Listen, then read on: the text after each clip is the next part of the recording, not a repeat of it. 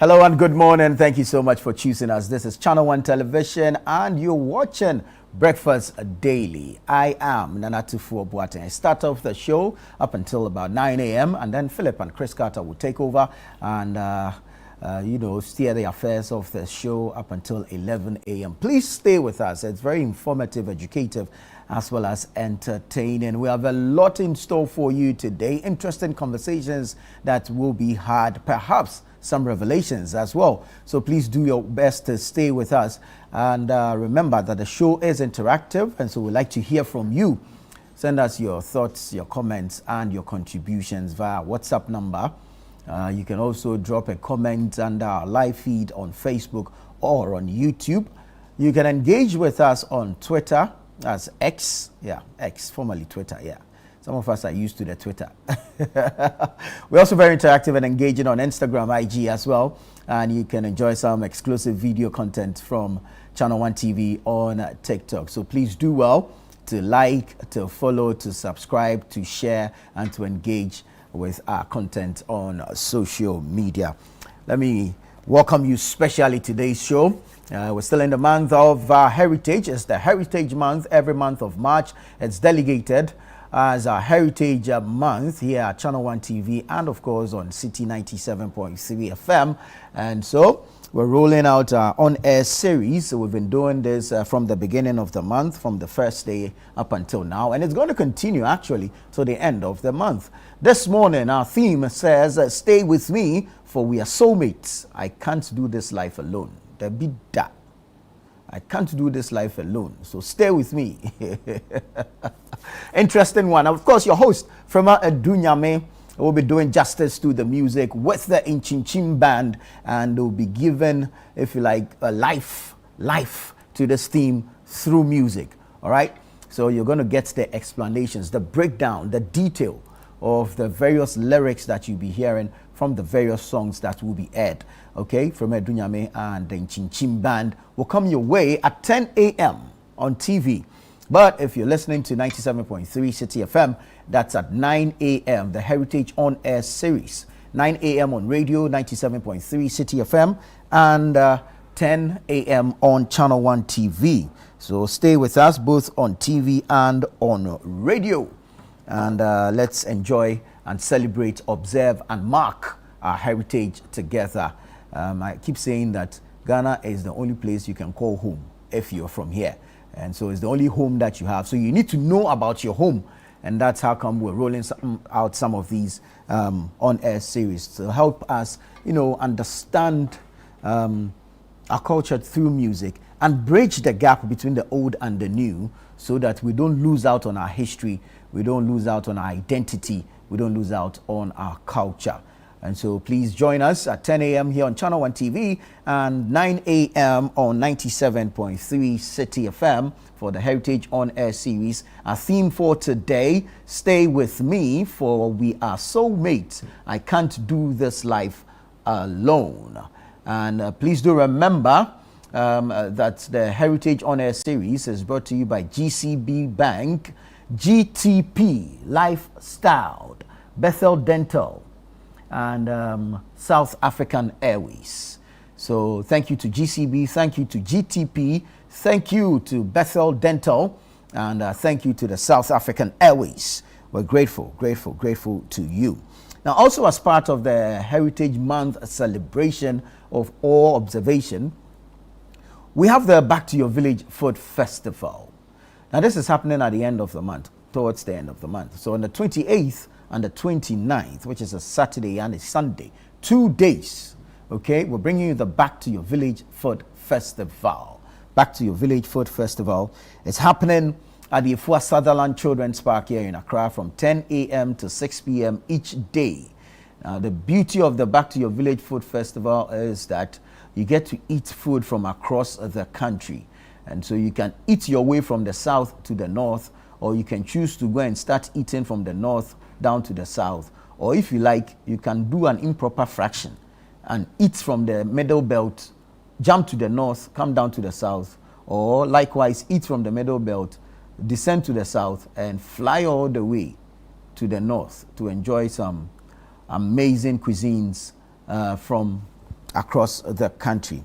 So the Back to Your Village Food Festival is specially curated to bring an array or variety of food from various parts of the country together at one place. We assemble indigenous food vendors at one place, and we invite you, our cherished viewers, our cherished listeners, to join us for this, if like, gastro-tourism.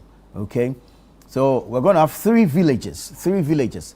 The southern village, the Akan village, and the northern village. So imagine that you have some kinky from the south, and then you go and find some soup from the north. Then you come and find, we have this, those who grew up in Kumasi, the kinky and okro, and then we drop a hint of pepper in the okro for you. You missed that, right? We're going back to the village. We're going back home. All of that will be available. You understand? Your queen, your fetridechi, your tutuk pakpa, your abetie, your TZ, just name it. Just name it. We're going to have it all. So the southern village is going to assemble food from the coastal areas of the country. So you'll be eating your acheke from the west, your mfante from the central, your komikekena from the Greater Accra region, and then you slide. I'm trying to use the word carefully. You slide because it's going to be a very slippery slope, because it's going to be slimy with the okro and all in the Volta region. You understand? Where to throw. Yeah, so you can enjoy all that in the southern village. Then you move to the Akan village, of course. That place there, Tim. Yeah, so cocoyam fufu, plantain fufu, cassava fufu, all of that will be available. Different kinds of soup, your bunu. The last time I was here discussing the Otribinin Kwine with Drew Duncan, and he didn't get it. Come Back to Your Village Food Festival. You come and taste something amazing. You understand? I want to leave some scent on your fingers for like 3 days. Forget it. You might need some Christian Clive perfume or something to get rid of that scent. But it's amazing. You see, when they do the soup and they wash the apampem of the apapu into the soup, then you know that, yeah, this one, local, straight from home. You get it. So all that will be happening in the Akan village. And then we'll travel up north to the northern village, where you get all the cuisines from the northern part of the country. So proper wachi, those of us who grew up in Kumasi, you hear awaki. You go and chop some proper wachi from the north, some proper TZ, you understand? Yeah, go and enjoy some. Then of course there will be some local snacks as well as local drinks as well. So all your millet drinks from the north, all your maize drinks from the north, and all that. Now you see, it's going to be hot from the north. So as you are descending, you make your way to the south. Look for some otinshi. You know otinshi. And Charlie, chill the otinshi and enjoy life. You understand? Yeah, so that's how it's going to be on the 28th and the 29th of March 2026 at the Efua Sutherland Children's Park here in Accra, 10 a.m. to 6 p.m. each day. Would love to see you, but if you are an indigenous food vendor, kindly call us to register and to participate. All right, 0205-973-973, 0205-973-973. Now, I forgot to mention to you that we're going to have some Girls' Corner as well. So, the Girls' Corner, Charlie, you might be surprised that you come and find zebra meat on grills. But please come to the Back to Your Village Food Festival. Our indigenous vendors, call us 0205-973-973, 0205-973-973. Call us, register, and let's showcase Ghanaian food to the rest of the world. The Back to Your Village Food Festival is proudly sponsored by EcoBank, the Pan-African Bank, Didi Shito Homemade Taste, Gino. Both Didi Shito and Gino are from GB Foods, and so we want to say thank you to GB Foods for partnering us on the Back to Your Village Food Festival. And then we have Munchie Biscuits. Munchie. Thank you so much to Munchie Biscuits for also being part of the Back to Your Village Food Festival. We're grateful to all of these organizations for partnering us to bring to Ghanaians and the rest of the world the variety of food that we enjoy here as a way of life, as part of our culture and our traditions. So thank you so much. Now, as we are eating local food or Ghanaian food, you need to make sure that the ingredients, okay, the staple in there is also local. It's also made in Ghana. That's why we're pushing the Eat Ghana, Build Ghana initiative. And we're asking you to consume made in Ghana rice. Let's eat local rice, okay? Let's promote the local economy. Let's ensure sustained livelihoods for our farmers. And let's promote the local brand. I mean, I can imagine how proud you feel to travel out there and find a local rice brand on the shelves of an international supermarket out there in the rest of the world. We can only get it there by consuming same here locally, and then we can begin to push the brand globally. All right, so let's continue to eat made in Ghana rice. Let's push same onto the international market so we can reduce the import burden on the economy, the stress on the economy, and grow the economy locally. All right, so let your meal make a difference. Choose Ghana first. Taste the effort. Taste Ghana. Let your meal make a difference.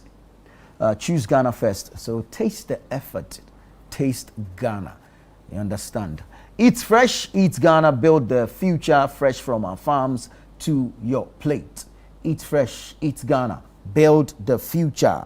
It's fresh from our farms to your plate. All right. So let's eat Ghana and let's build Ghana.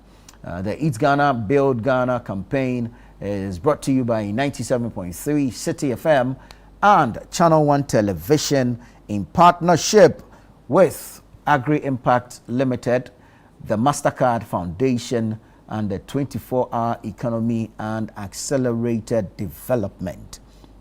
I want to say thank you to all these organizations, the Agri Impact Limited, the MasterCard Foundation, 24-Hour Economy and Accelerated Export Development. All right, so all that is happening in the month of March, but the campaign will continue for the rest of our lives. Let's make it a point to eat Ghana rice as a way of living, all right?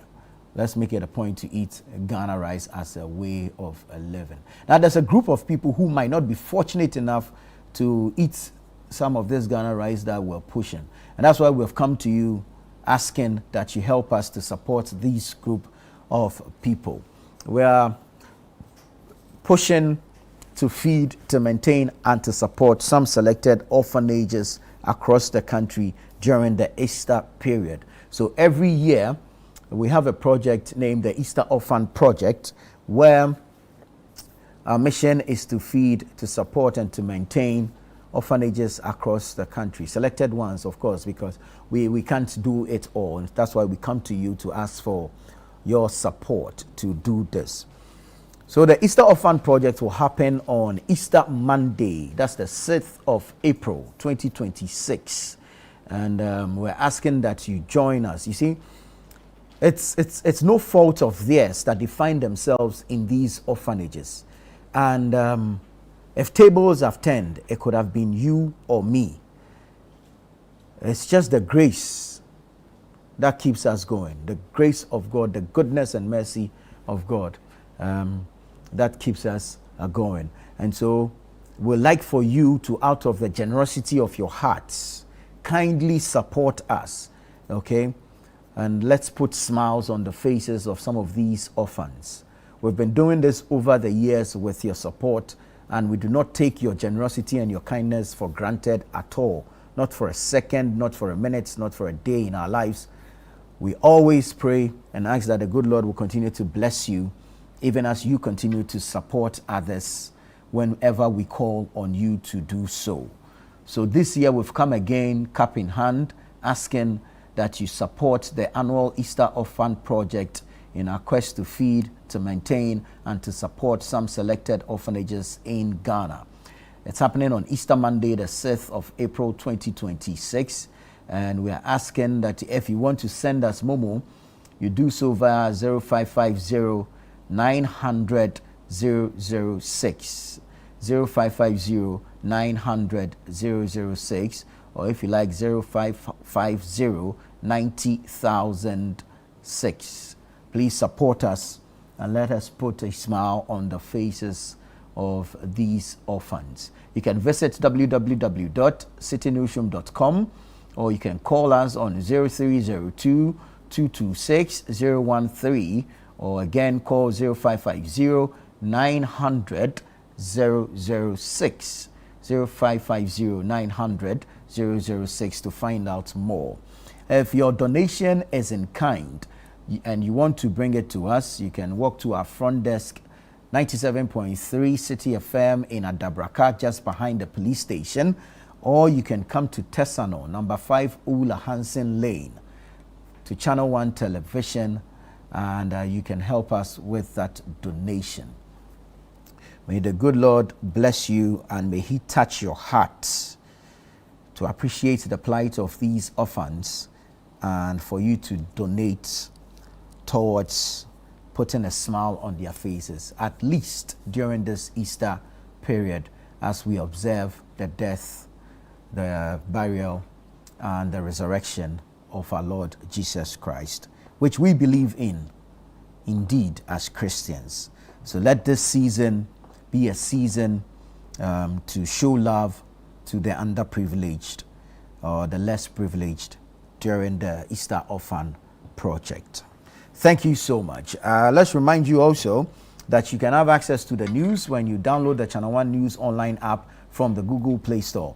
So jump onto the Google Play Store now, look for the Channel One News online app, download same and install on your device, and you have access to the news anywhere, anytime. Okay, it's very accurate, it's factual, it's reliable, it's very timely. Channel One News online app hosted on the Google Play Store. Download, install, and have access to the news. Now let's bring you the newspapers for today. I'm going to start off with the Daily Graphic newspaper, which front page says, Ghana tables slavery motion at UN, urges recognition of transatlantic enslavement among greatest crimes against humanity. So it's an article from the President, John Dramani Mahama. And so the country has tabled slavery motion at the United Nations, urging recognition of transatlantic enslavement among greatest crimes against humanity. You know, when we were on the Heritage Caravan, we visited the Elmina Castle, and it's always heartbreaking to hear the story of our ancestors and what they had to endure as slaves being sold into other foreign countries. So yeah, good motion by the country and the president. Kudos, congratulations to him. Other stories, there's a supplement on the Eid al-Fitr. It's inside the Daily Graphic newspaper. Grab a copy and you have access to it. And then you have government moves to establish independent emoluments commission. This came out of the meeting between the presidency and the labor unions in the country. Then you have BOG drops policy rate to 14%. Yesterday there was a monetary policy committee meeting where the MPR, that's the monetary policy rate, was dropped to 14%. That's on the front page of the Daily Graphic newspaper. Let's check out the back page. Back page says 50 farmer service centers establishment starts Friday. That's according to President John Dramani Mahama. 50 farmer service centers establishment starts on Friday. And then you have Captain Paul Fojo to lead Tema aircraft crash probe. Okay, Captain Paul Fojo to lead Tema aircraft crash probe. So that's on the back page of the Daily Graphic newspaper. Let's look at the Daily Guide. What's the Daily Guide saying? EMP Damai acquisition approved in 2024. E&P Damai acquisition approved in 2024. Scrap 1 CD fuel levy. That's according to the minority. Scrap 1 CD fuel levy. Minority is making that call on government. High Court grants Freddie Blay bail. High Court grants Freddie Blay bail. Tema plane crash victims were sons of Hebron Prayer Camp founder. Tema plane crash victims were sons of Hebron Prayer Camp founder. So that's also on the front page of the Daily Guide newspaper. On the back page, Unilever Ghana marks World Oral Health Day 2026 with national launch of Pepsodent Do the 2 campaign. Unilever Ghana marks World Oral Health Day 2026 with national launch of Pepsodent Do the 2 campaign. All right, so that's the Daily Guide newspaper for today. The Chronicle is here. What's the Chronicle saying? Chronicle says, GACL action against McDan sparks backlash. Franklin Cudjoe Sempemanche back indigenous firm. So GACL is the Ghana Airports Company Limited. And story says GACL action against McDan sparks backlash. Franklin Cudjoe Sempemanche back indigenous firm. Ghana is in a strong position to withstand external shocks. That's according to the governor, or if you like, the Bank of Ghana. Government approved Damai mine sale talks for ENP in 2024. Official document reveals. Interesting times ahead. Government approved Damai mine sale talks for ENP in 2024. Official document reveals. Okay, and then you have a scripture for today on the front page of the Chronicle. The scripture says, or is taken from Psalm 119, the verse 130.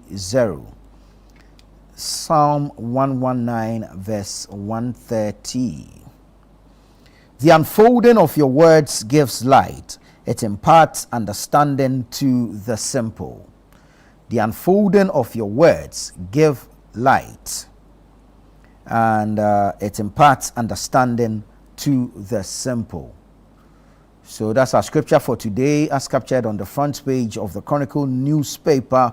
Psalm 119, verse 130.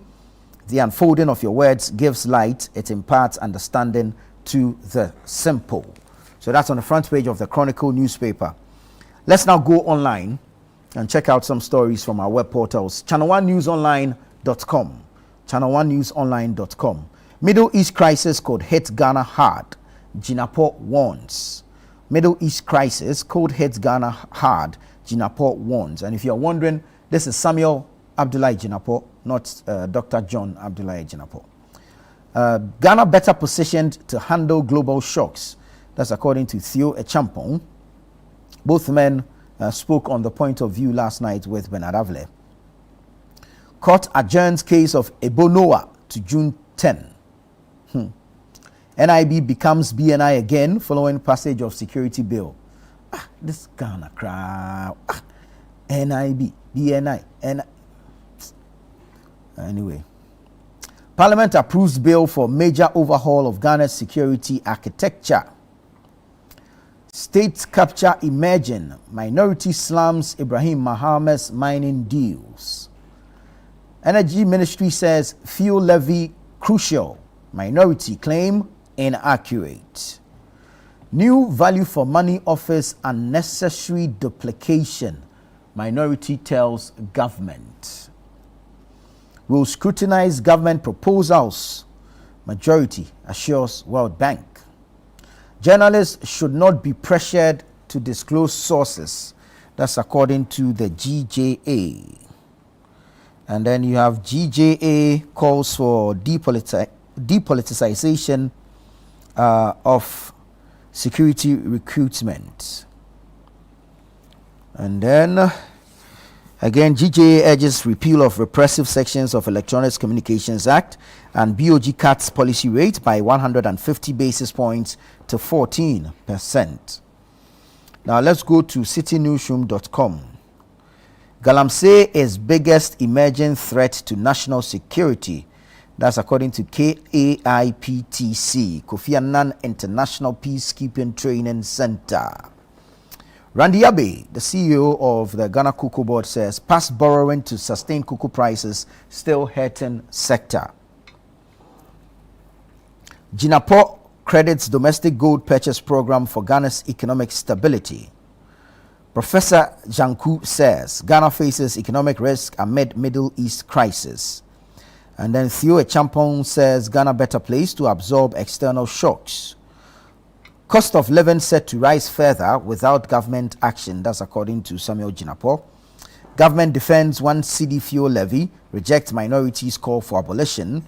NIB reverts to BNI as Parliament approves new security legislation.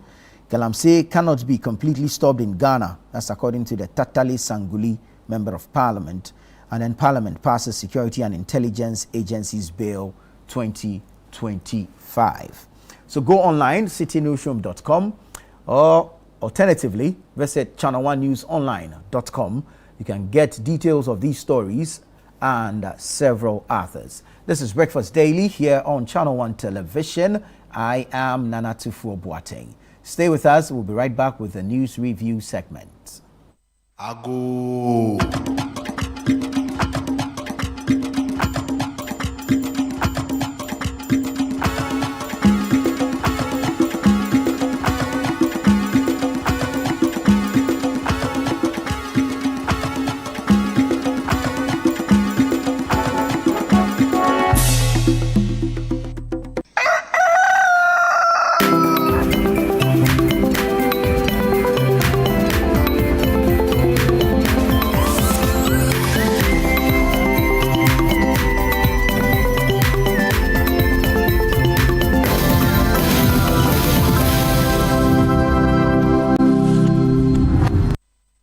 Secondary School invites all alumni and stakeholders to the 67th anniversary and homecoming celebrations. It's happening from Friday the 20th of March to Sunday the 22nd of March 2026. On Friday, How I Got There, 9 a.m. to 12 noon. Year groups check-in and roll call. Gary Soakins competition. Cadet course ceremony from 2 p.m. to 4 p.m. All students convoy. Drive to Swesco, 4 p.m. to 6 p.m. Candlelight procession from 6 p.m. to 7 p.m. Welcome cocktail with alumni and staff of the school. Meet and greet with Kompa Band performing live at the forecourt of the school complex from 7 p.m. to 10 p.m. Saturday, speech and prize giving day from 8 a.m. to 1:30 p.m. All year groups lunch from 2 p.m. to 4 p.m. Alumni dance party from 6 p.m. to 10 p.m. On Sunday, anniversary Thanksgiving service at 8 a.m.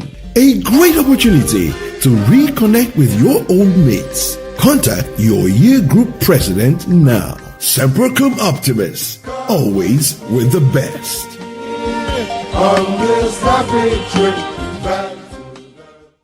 What's your name?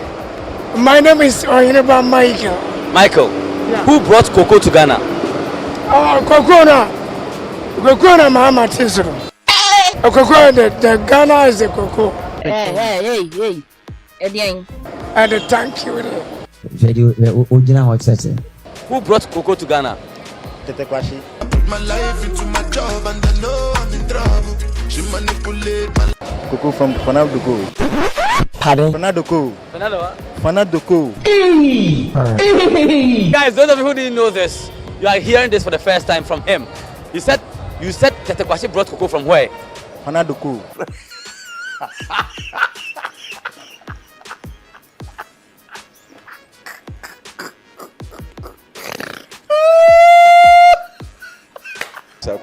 Akurugu. Who brought cocoa to Ghana? Well, we've all heard Tete Kwashi. And what? Tete Kwashi. Tete Kwashi. Tete.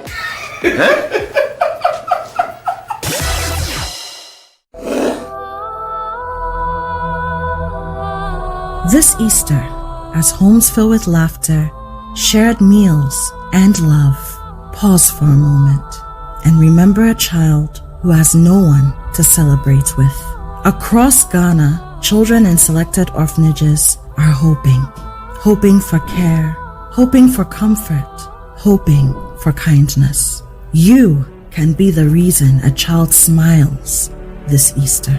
Support the Easter Orphan Project 2026. Your donation in cash or in kind will provide warm meals, clothing, school supplies, and essential care for their well-being. Send your mobile money donation to 0550-900-006 or write a check in the name of the City FM Foundation.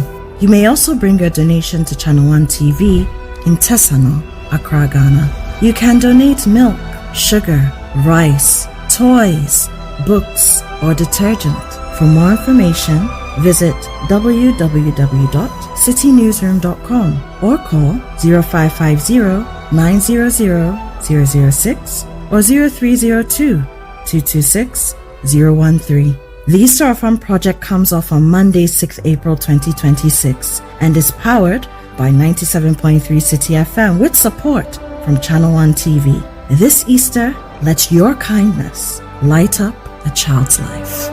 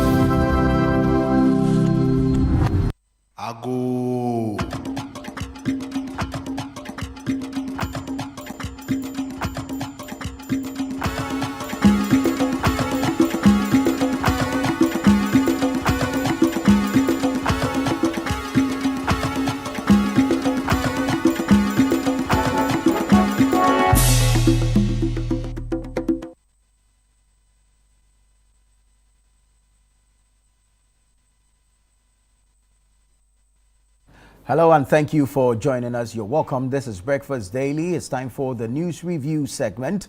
We get to have a conversation on some of the topical issues and we invite you to join us with your thoughts, your comments and contributions to the various subjects that we will be discussing here in studio.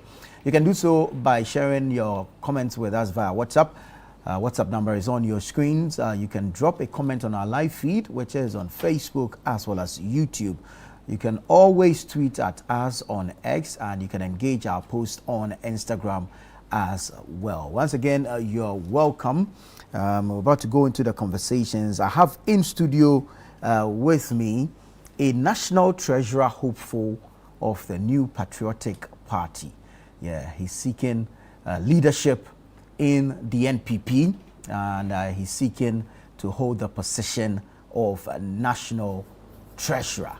Alfred Thompson is in the studio this morning.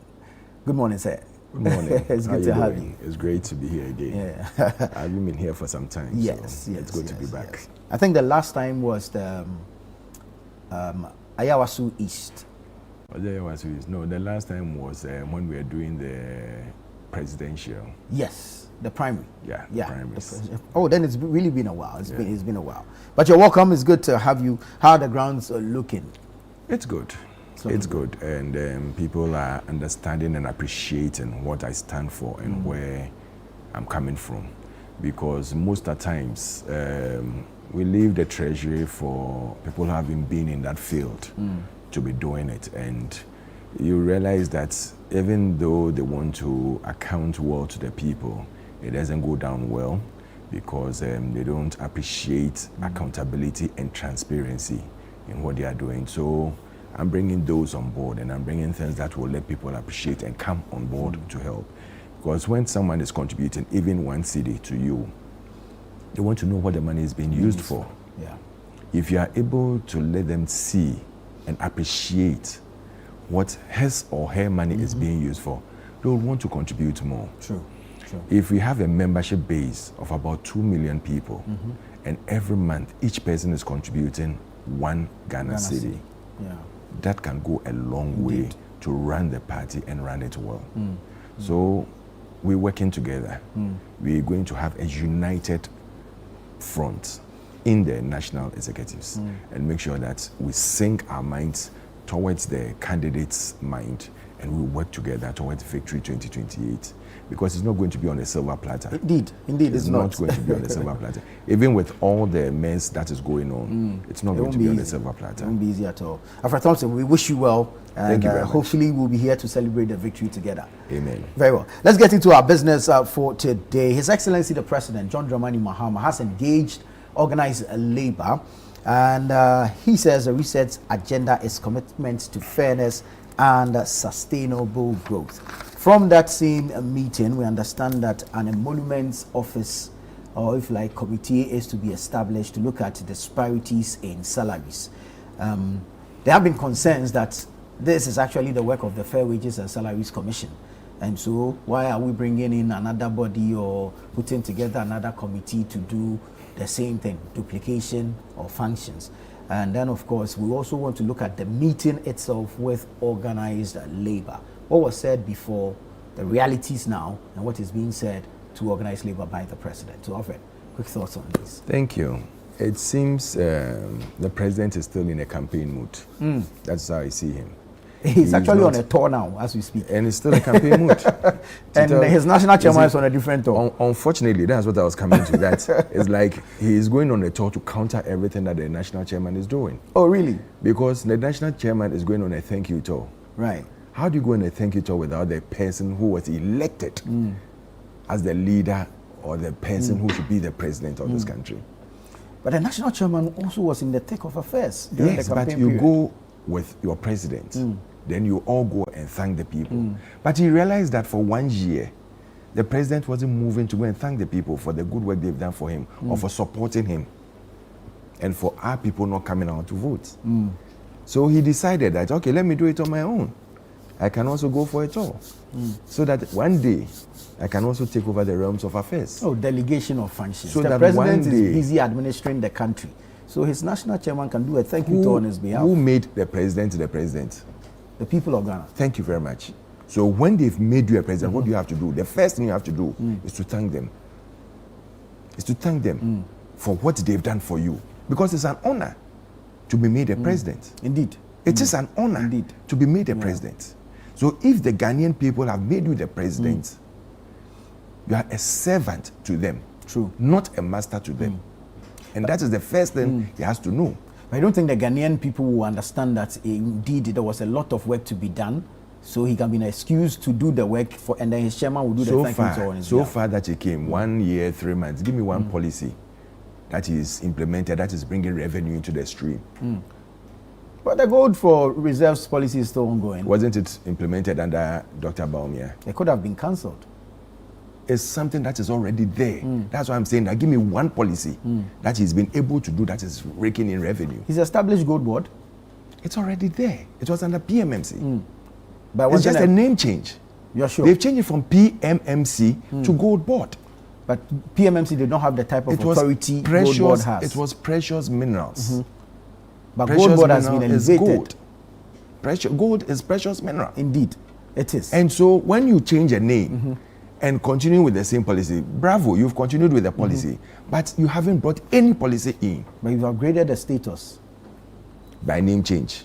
Gold board now My has brother. more authority, more power than Who told you PMMC? PMMC. Who told you PMMC didn't have authority and power? Who told you?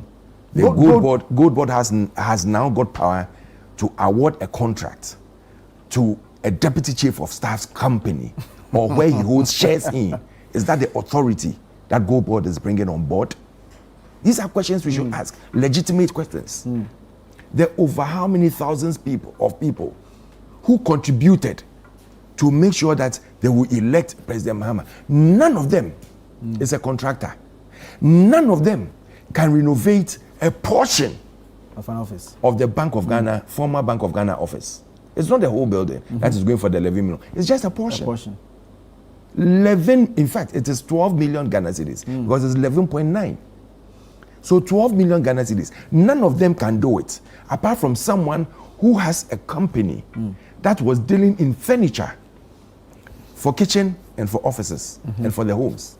A furniture company has now become a building company or a works and housing company that renovates government jobs. The renovation, I am not too sure, but may not have been structural renovation. Perhaps interior It fittings is. and all. Have you seen the this thing BOQ? No. So check it and see. Everything is included. I have it here. I can show it to you. Redone the place. Toilets are being ripped. Bathroom tiles are being ripped. I don't know if the governor who was there, if they're taking their section, the governor was running the place like a Makola washroom, because I don't see how that place should be ripped off and redone. Yeah. There are certain things you don't even, especially where we are having challenges.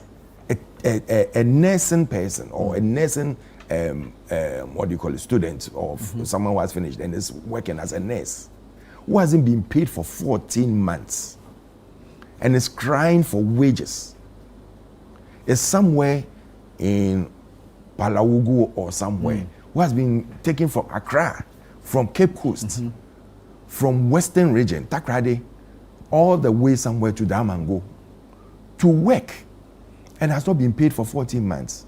Where she's living, we don't know. Yeah. How she's eating, we don't know. How she's paying her bills, we don't know. How she's Transporting herself to and fro. Passing herself to and from work, we don't know. Yeah. How she's buying sanitary pads, we don't know. How she's even doing the basic necessities for herself, we don't know and we don't care. But we care about giving contracts, 11, in fact 12 million Ghana cedis to cronies, to people who own the company. They are shareholders. They might not be directors now, but they are shareholders. Yeah. In Korika. Is that a resetting that agenda that Mama is going on at all to talk about? You meet organized labor. You go blah, blah, blah, blah, blah. It was 9% he increased their salaries by, isn't it? Yeah. How much percentage did he increase electricity and water? 29%, isn't it? Yeah. So the 20% there, that is going to eat into their salaries. He's announced some 4%. Percent so it will reduction. come down to 16 thereabouts. So let's even assume it's been 20% for Yeah. some time, 29% for Yeah. a long time. We're shouting that it should be reduced and everything. You didn't care about them. The Mahama case, I wonder what it means. You were not bothered about making sure that if inflation, as we claim, is 3%, why should we increase tariffs when we are saying that the fundamentals are stable? The CD dollar. The CD dollar is stable. The Inflation is down. Why should they go up by 29%? And salaries will go up by 9%. These are legitimate questions Ghanaians are asking. It tells us that something is being cooked. We don't trust the figures. You don't? No. They are not real. No, but how can you tell me inflation is 3%? Inflation. Yeah. When prices of goods and services go up by 3%, not the usual 20 plus, 30 plus percent that it was. When we are leaving office, we had dropped it from 50 something percent to about 23%. We're still bringing it down. Then you tell me that, oh, because inflation is 3%, I've increased your salaries by 9%. However, your utilities that you were paying, which you take from your salary to pay, I've increased it by 29%. Is it gelling? It doesn't add up. Thank you very much. So it tells you that there's something fishy going on. But Ghanaians said, let's give him a chance. Because when he was coming, he said, oh, Mahama is the O. And they gave him the chance to become. He told us that, oh, he's been there before, he's come to reset. And truly came to reset. He told us he was doing what? Big push, isn't it? Yeah. And he's big pushed things. Oh, he's big pushed his brother. Really? His brother is a big man now. Really? He owns a second jet. One president, one brother, one aircraft. That's what he's done to us.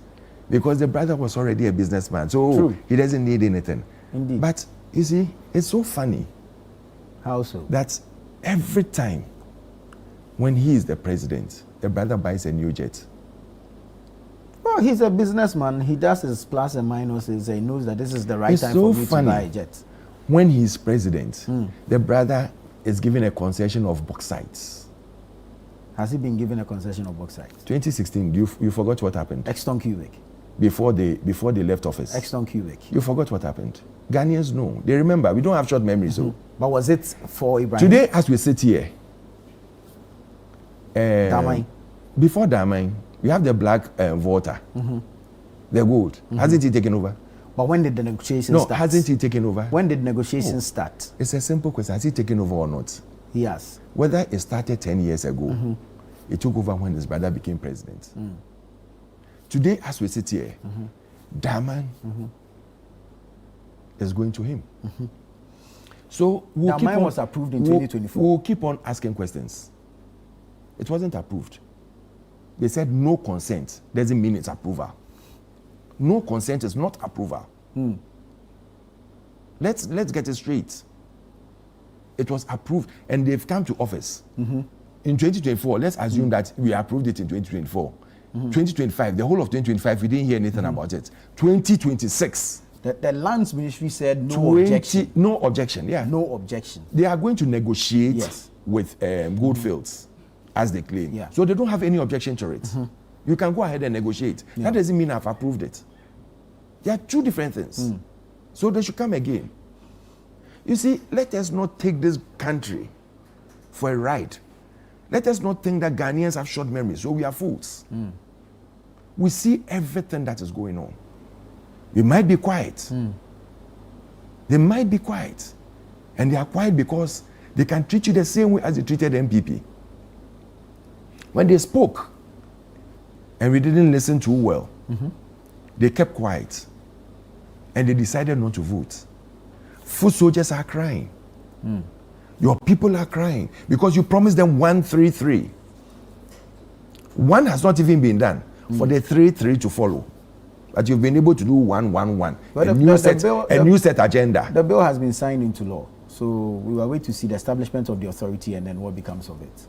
You can sign anything, but if you don't let the people feel it on ground, it's nothing.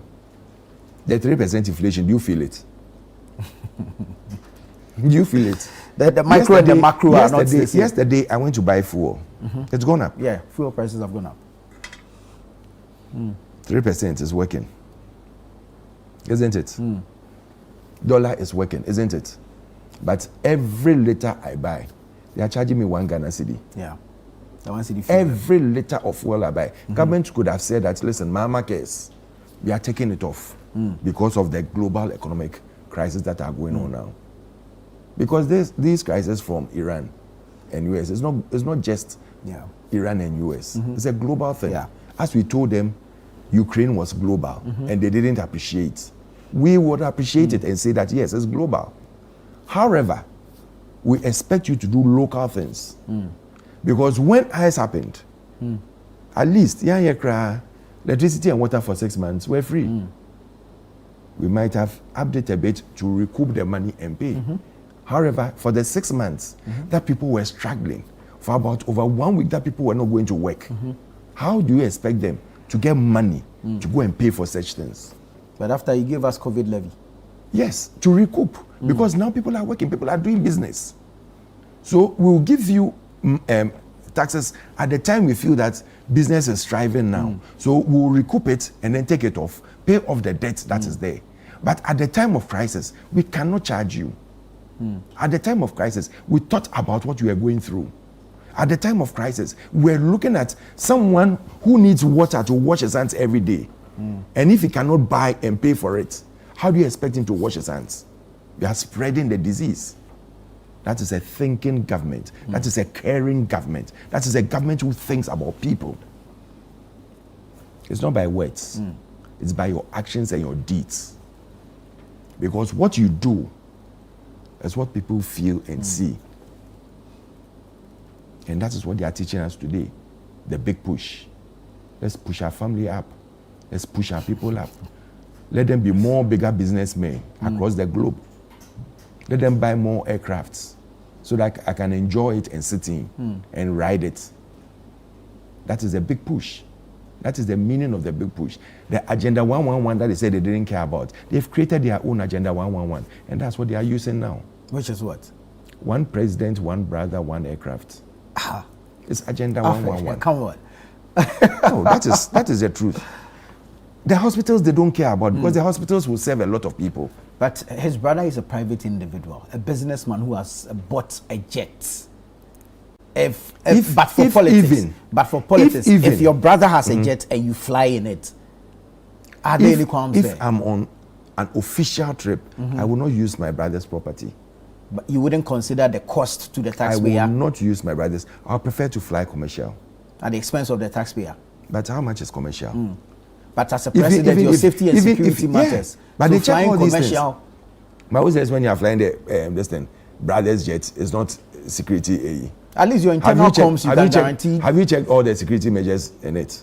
That's a brother you can trust not to engage in espionage against the country. So Do you know those who are serving? Do you know whether even the brother is not paying the pilot was? So the pilot was angry that morning when he was leaving. These are all things that we don't know. But we have to think about all these things. The air hostess who is serving you, do you know what she went through this morning before boarding? Have we checked all these things? There are so many questions we can ask. What we are saying is that we have sat in this country where we lost the president and spent millions in burying that president. We don't want it to happen again. Spare us the details, that is my brother's aircraft. Spare us the details, that is my brother's something. You'd rather he flies commercial? I'd rather he does that. That's what Okujedu told us. When President Akufo-Addo was flying in a private jet, what did they tell him? They said the aircraft, the presidential jet, was in pristine condition. That's the word they use. Pristine condition. What has gone wrong? If the aircraft hasn't had an accident, it hasn't blasted, as we are seeing these days, nothing has gone wrong. The pristine condition. Should we risk it? But it's in pristine condition. Is it? You told us. But that's is what it they told really? us. Okujedu was an expert. When he was going from station to station, taking papers by papers, calling figures that were not true, he was telling us that, he's intercepted. He's intercepted. And we sat down quietly and watched him.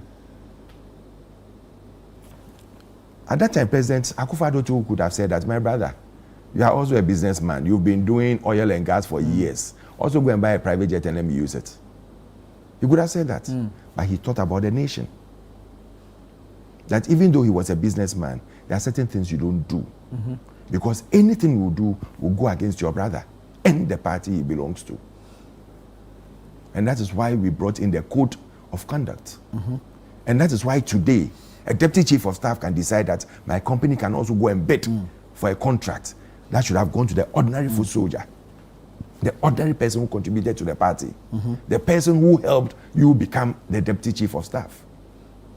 You should have left it for party people. Yeah. And other Ghanaians who are interested in doing that. You should spread the You should opportunities focus. wise. Yes, focus. You are being paid. Focus on your job. Let others too get some. Let others too benefit from the contributions they've done for this party. You could bring ordinary foot soldiers together, create a company for them, let them go and bid. Then they come and tell us that, it was what do you call it? It wasn't sole sourcing, but it was a competitive bidding.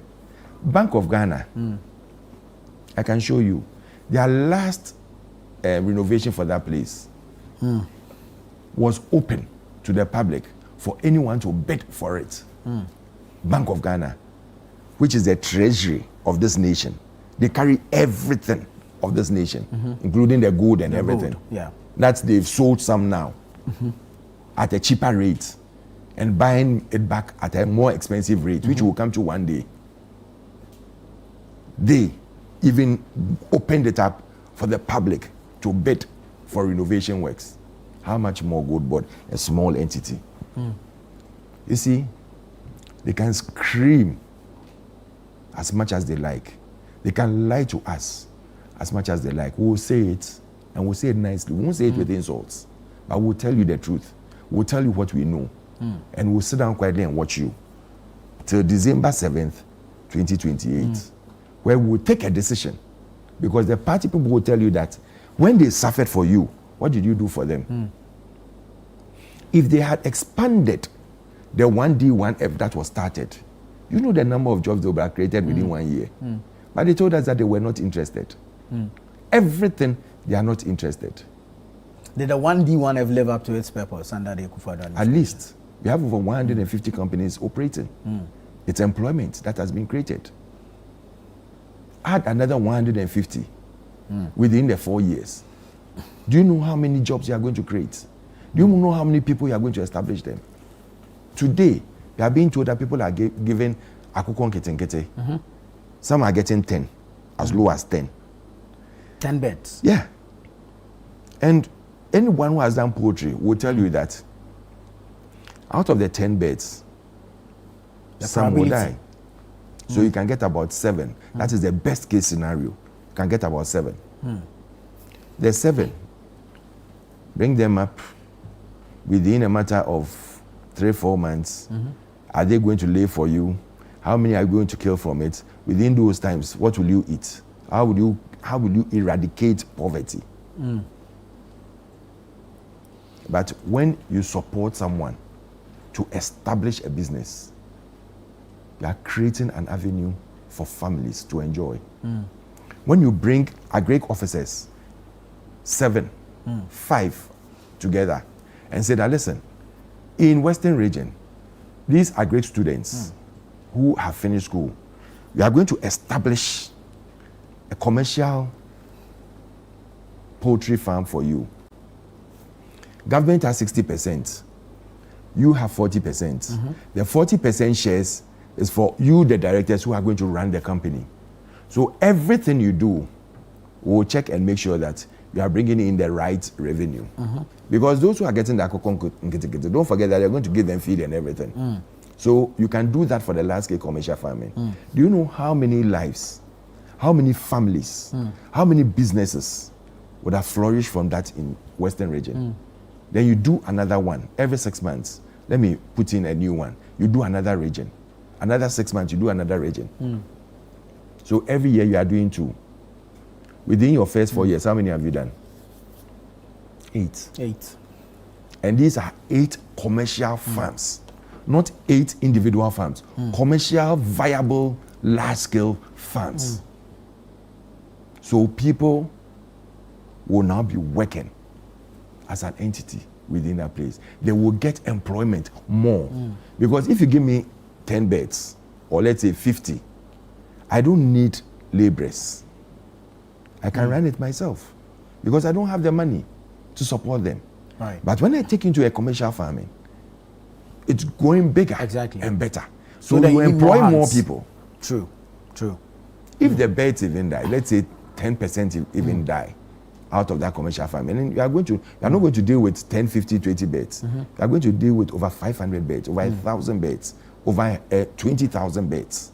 That's the commercial farm you are going into. Over 50,000 to 100,000 plus beds. So you are going into a big venture. But you can start it gradually. And then you get the school of business and other people to come in and train them on the managerial side. True. You are creating business. But it starts from somewhere. I mean, it starts from 5 beds or 10 you beds. mentioned Nkiti. There's the Feed Ghana ongoing. The president is beginning the establishment of the farmer service centers. Do you know this from week? Friday. Do you know this week they did an agri-tech fair? Agrotech fair at the Independence Square. Agro is what? Into agric. Yeah. The Minister of Agric wasn't part of it. It's Minister of Trade. But trade now has agribusiness attached to it. So it's Ministry of Trade, Agribusiness and Industry. So they've taken the agribusiness from the agric. So that the agric stands on its own, deals with the production, food security, and all, which is agric, proper agric. That is what and then the trade ministry will handle the business side of it. You see how we play with the lives of people. We just joke with the lives of people. We just play around them. We say one thing and do another. We act as if Ghanaians cannot look beyond. We are hurting people. We are hurting lives. We are making this country very hard and painful to live in. Because one person comes, changes names, that's what he wants, and walks away. Another person comes and decides that I want to create a new name. I want to do something new. I want to do something different. They will do another thing for themselves 4 years and walk away. But that's what you politicians do to us. It's not we politicians. It's some people who have decided that they think that the country is at their beck and call. I can become president, go away and come another 4 years and come and do whatever I like. Because one would have thought that we would have learned a lot of lessons from the last 4 years that we lost elections, or 8 years that we were in opposition. But it seems that no, it's worse than before. But it's because the people are not talking. That doesn't mean people are fools. They are not talking doesn't mean they are fools. They are not talking doesn't mean they don't know what is going on, or they can't see what is going on, or they can't feel what is going on. Because the nurse who hasn't been paid for 14 months will shout and scream, but you tell them that, hold on, I don't have enough money to increase the wage bill. Isn't that what they are telling us? But meanwhile, you have enough money to increase the security wage bill from 5,000 to 10,000 without any budget to prove that I'm going to get another 5,000 to pay for the security personnel. 1.5 years that you've been in power, you have been able to only employ or recruit 5,000 people to train them. When there was chaos and talk about it, instead of looking at how you can manage the whole situation and do a gradual thing, you said, let's increase it to 10,000 because within 4 years I want to take 40,000 instead of 20,000. Where is the wage bill to do that? At the moment, we are even looking at borrowing to pay salaries. So what are we doing to ourselves? What are we doing to ourselves? Why are we doing this to Ghanaians? Why do we think that people are not in to think and help and serve the nation? And I started by saying, service in that capacity is to the people and not to yourself, not to your family, not to your brothers and sisters, but to the people who brought you to that high and prestige office. We need to ask ourselves questions, and we need to seriously rethink where we want to go to as a nation, bringing everybody on board and helping everybody to get somewhere. We can't be sitting in the office, enjoying the largesse of the office, and then also go for businesses that could have gone to the ordinary Ghanaian through our companies. We can't be doing that. So you doubt it when the president says that the reset agenda is committed to fairness and sustainable growth? How can it be commitment to fairness and sustainable growth? Where is the fairness? Where I'm being paid by the government of Ghana and I'm running a company, I'm a shareholder of a company who is taking business from the government of Ghana. Where is the fairness? When the ordinary person is not getting anything to do. Where is the fairness? Where is the fairness? When over 1 year I have told investigative bodies to interrogate my vice chairman of my party and my deputy organizer of the party, Yamin. And up to now, there are no results or report on it. Then over a year, you come and tell me that, it seems like my party people are more involved in this, so it's a difficult fight to fight. What do you make of that statement? I think it's hypocritical. It's very hypocritical. You see, they think that we don't know what is going on. Who didn't know from day one that across board NDC executives were doing galamsey? Have you forgotten Eastern Region? The clash between the NDC chairman and the security people that were saying that the chairman's son was highly involved in this. What happened? Nothing. Yamin and Abanga, what has happened? Nothing. So you can't come and tell me after a year that, now I've realized that it's party people who are getting involved. It's hypocritical. Because as a government institution, if it's taking you over 1 year to investigate just two of your people to come and tell us that yes, they were involved and they have been punished, you think others will not do it? Very well, very well. Let me just say at this point that we made some changes to our guests from the NDC side this morning, some last minute change. However, the replacement also, we are being told, has just been involved, unfortunately, in an accident. We're hoping it's not that serious, and also working to get a second replacement to come in. So we're wishing him well and hoping that it's not a serious, it's not good news at all this morning. But I'll take a few quick messages. This one says, good morning, Anna. I admire your guest, Alfred. He communicates very well, on point, with facts, devoid of insults. He should keep it up. This is Kweju Mafo from Kwewu Jamase. Thank you very much. This one says, hi, the NPP cannot be trusted at all in government. They introduced Momo e-levy, which they indicated will solve all our economic problems, hence no need for IMF loans. We complained bitterly for its removal, but that government refused. Today, the NPP wants the energy levy removed and even referred the NDC government as wicked. At least we are seeing the independent power producers not agitating, because this government is spending the money judiciously and in a very transparent manner, unlike the previous NPP governments. Harsh Momo levy, e-levy, till date the benefits are unknown. They should give us a break. That's Papa Bisu from Spintex in Accra. This one says, good morning, Anna. Honorable Thompson is having a field day lecturing us on good policies they never implemented, and now crying as if he has any sympathy for the citizens they subjected to torture in 8 years. Okay, these are your thoughts. Keep sending your messages in. We'll do our best to read them. But we have a crisis on our hands, not internal, external. So I'll respond to the two. Bisu, Papa Bisu, briefly, and the last one. Yeah. Papa Bisu says what? He says that the MPP cannot be trusted at all, and that you introduced the e-levy, and to when I was speaking, if you had listened to me, I told him that there were better pills we had to take. We had to give free electricity and free water, but we had to take it back and pay for the debt that was there. So it's not as if we didn't know what was going on. There were global crises. Don't forget there was COVID. Immediately COVID, in fact, before COVID started, we did the banking sector cleanup. We had to clean the banking sector, because if you want your economy to grow, you have to make sure that your financial sector is safe. And that's what we had to do. The mess they created, and World Bank told them that they should clean it up, and they couldn't. They were rather giving more money to people to run banks and run a Ponzi scheme. Because they were transferring money from here to there, making cha-cha and making sure that people did not see what was going on. So we had to clean it up for them. And it resulted in a number of job losses. It was a bitter pill. But if you don't do that, the whole nation, the financial sector will collapse. Can you imagine when your country's financial sector is gone? It's gone. What can you do in the country? Nothing.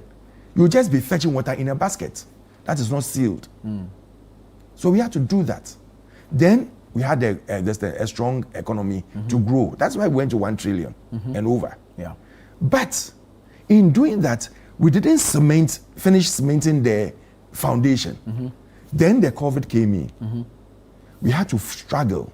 And that was when the famous saying of President Nana, he knows how to bring back the economy. But cannot bring back lives. So we needed to work hard to save lives, which we did. Whilst the COVID was coming, it was coming and going, and as if it was going to an end, then the Russia-Ukraine war came in. We acted as if, in fact, the opponents who are now in government acted as if we were on an island. How does it affect Ghana? Today, America, Israel, and Iran, is affecting Ghana. That's where I was actually going to. Today it's affecting Ghana. And it's true, it would affect Ghana, because we are not an island. Next to us is not Iran, it's Togo. Next to us is not USA, it's Ivory Coast. And Burkina Faso, who is also up the task, is not Israel. So we are not surrounded by these countries to say that, oh, they are throwing bombs over, so fuel prices and things should go up. The economy can't come to a standstill. Sure. To tell you the truth, the economy is still not stable enough to hold external shocks. The Bank of Ghana says that Ghana is in a stronger position to withstand external shocks. But the same Bank of Ghana is saying that we should pray that the war doesn't go on, because if it goes on, we cannot stand it. Isn't it the same governor saying the same thing?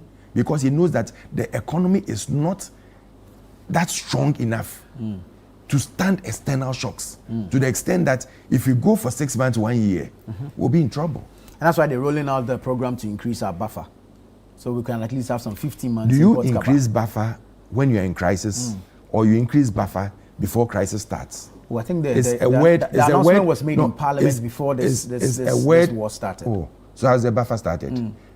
You know that we had, when President Kufuor was leaving office, we had 8 tons of gold as our reserves. Yeah.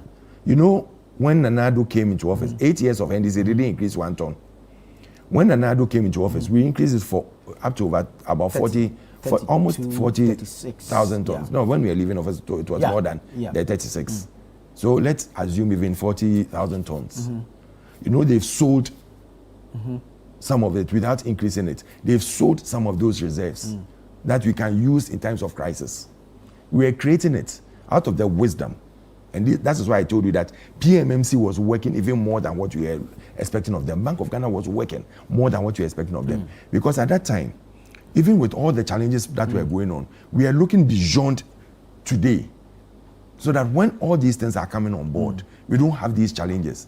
You can quickly, in times of serious crisis, pick some of the gold and turn it into cash to support your people. Very well. Let's look at this Middle East tensions, its impact on Ghana. Let me just land on this one. So BCU should give us a break. The last person was talking about the energy crisis.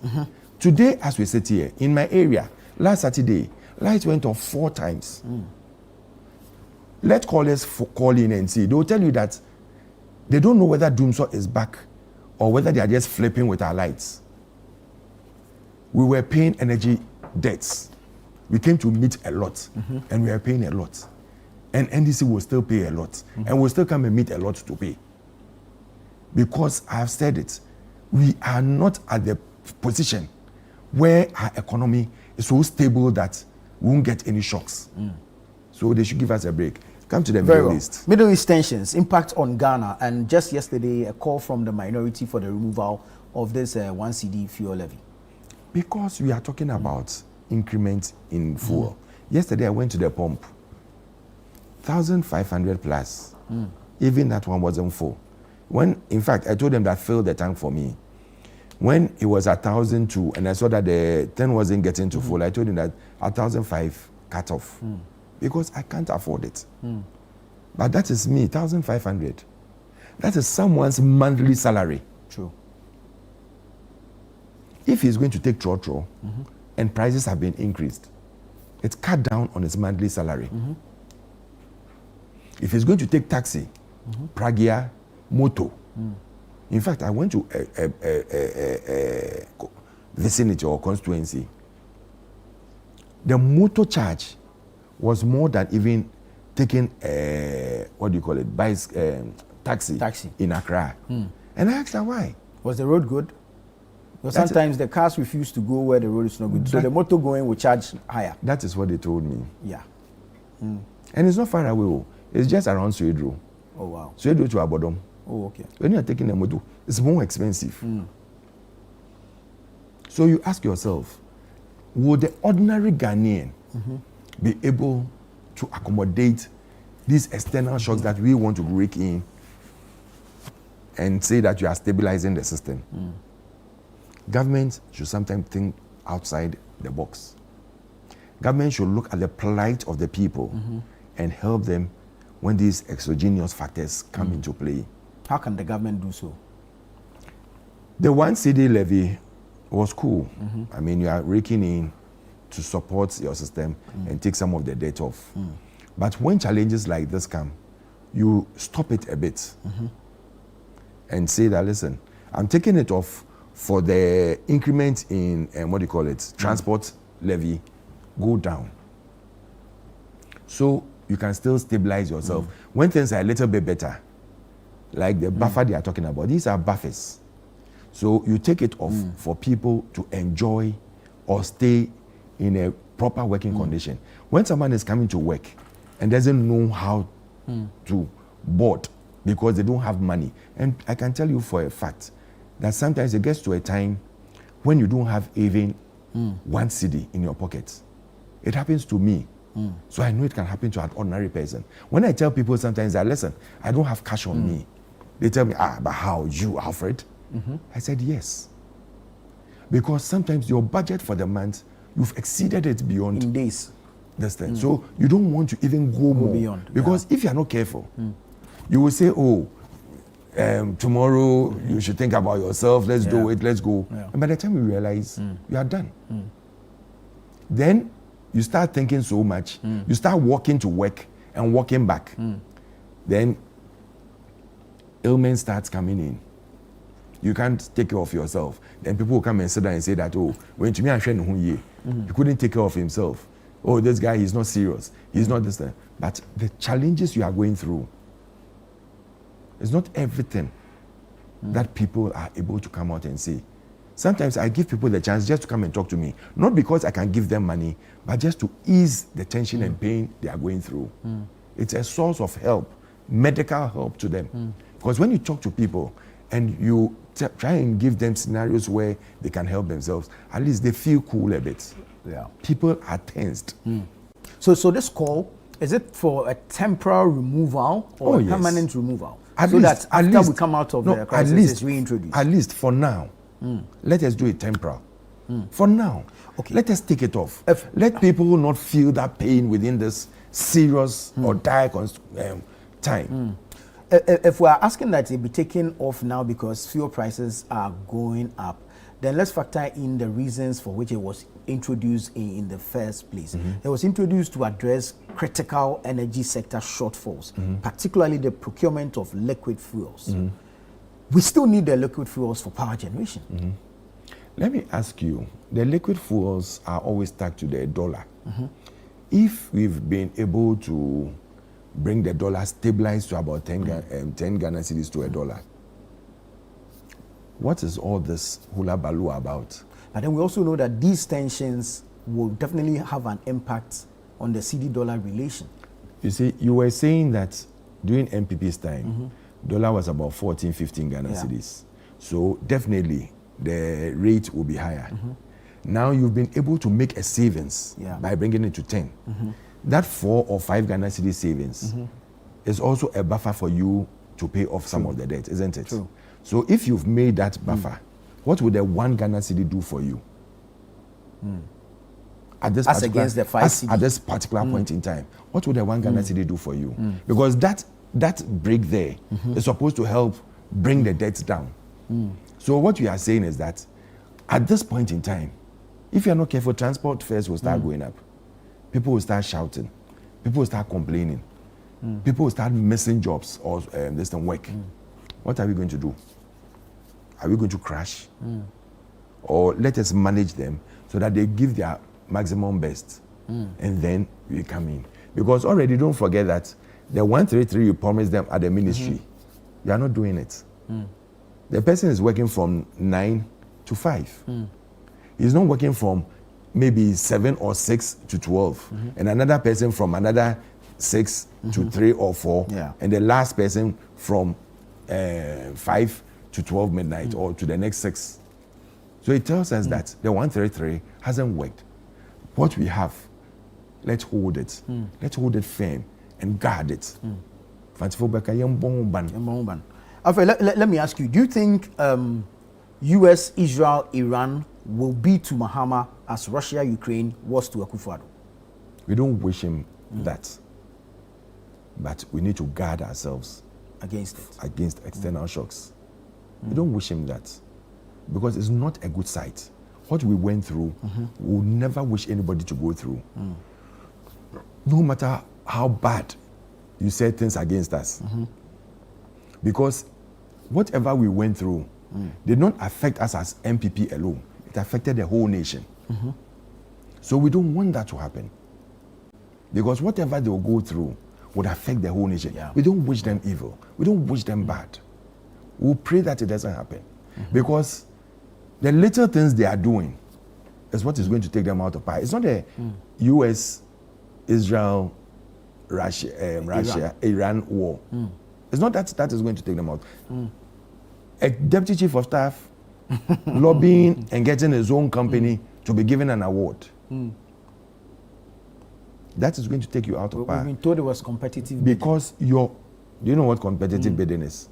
I can decide. You see, I can decide who will get a contract in competitive bidding when I open it. And the days that he brought, even the day that he went to submit, and also the day that he went to do the renewal at Works and Housing, of which he hasn't done any contract before. The furniture he has to buy for 1.5 million. That another company was giving another award of furniture for the whole office for 1.2 million. The ordinary foot soldier, you could have sourced him to do that, so that at least he will also get something to do, and he will get something out of this. That is what is going to take them out of power. Because the arrogance of power, when we are talking about it, when we are telling them your people are suffering, the people who helped you to be there, the people who walked on their foot, sacrificed for you to be there. So now you are getting government salary. Let that person also get some contract to do and feel that, oh yes, they didn't forget about me. But you want to grab all because you think you are in power. You think now you are the capo.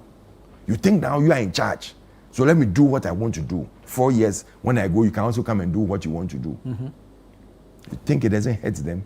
And we don't even build a nation. Don't forget that 2.1 people that voted for MPP decided not to vote because they felt that the party was not treating them well. It's not as if NDC got any extraordinary votes. When you check the votes that President Nanado got in 2020 as against Mohamed Zoe, and you check the votes Mahama got in 2024, it tells you that there wasn't any wide or big difference in votes. There wasn't any extraordinary thing.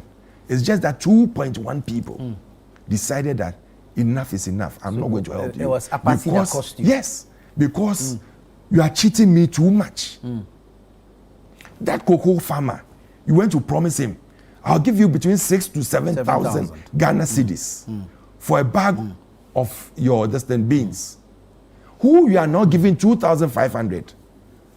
Let's even take the average of between 6 to 7 to be 6,500. You have shortened him 4,000 Ghana cedis. Where is that 4,000 Ghana cedis going to? And how does he fend for himself when he's budgeted and made sure that, oh, when Mahama comes into power, I'm voting for him, so that when he comes into power, I'll get at least 6,000 or 6,500. So I can pay my child's fees. I can renovate my house. I can put things in place. The woman who was crying in the cocoa farm the last time when I was watching it on news, she said even paying of fees has become a problem for her. Because even the bags that you've bought, that you claim you will give me 2,500, you are not even doing that. We are begging them. They should take the plight of the people. They should be sensitive about people's lives. They have been there before. Before you became president, whilst you are an assemblyman, you went through difficulties. Everybody, no matter how rich your dad is, has gone through a difficult portion in your life. So you should know how people go or what people go through and how people manage to do certain things. 2 quick messages here. Good morning. Ask Thompson which economy in the world is strong enough to withstand the shocks of the Middle East war. And then this one says, good morning, Nana. So we have an NPP person who has all these brilliant ideas and he didn't talk for the whole 8 years? Is a question. Did I not talk? But Alfred has been talking Did since. I not talk? Even when my government was in power, I was criticizing. I was telling them that there are certain things that will not help. I'm an open person. I say it as it is. If my government is in power or not. Very well. Let's take a quick break here. But let's also remind you that invitations were extended to the NDC. Our initial guest was unable to make it. His replacement this morning has unfortunately suffered an accident. We are praying with him and hoping that it's not a serious accident. We're still looking to get a third replacement to come in studio for the conversations to continue. This is Breakfast Daily here on Channel 1 Television. Keep sending your messages in. We'll take a break here. When we come back, we'll read them and then we'll continue the conversations. Ago.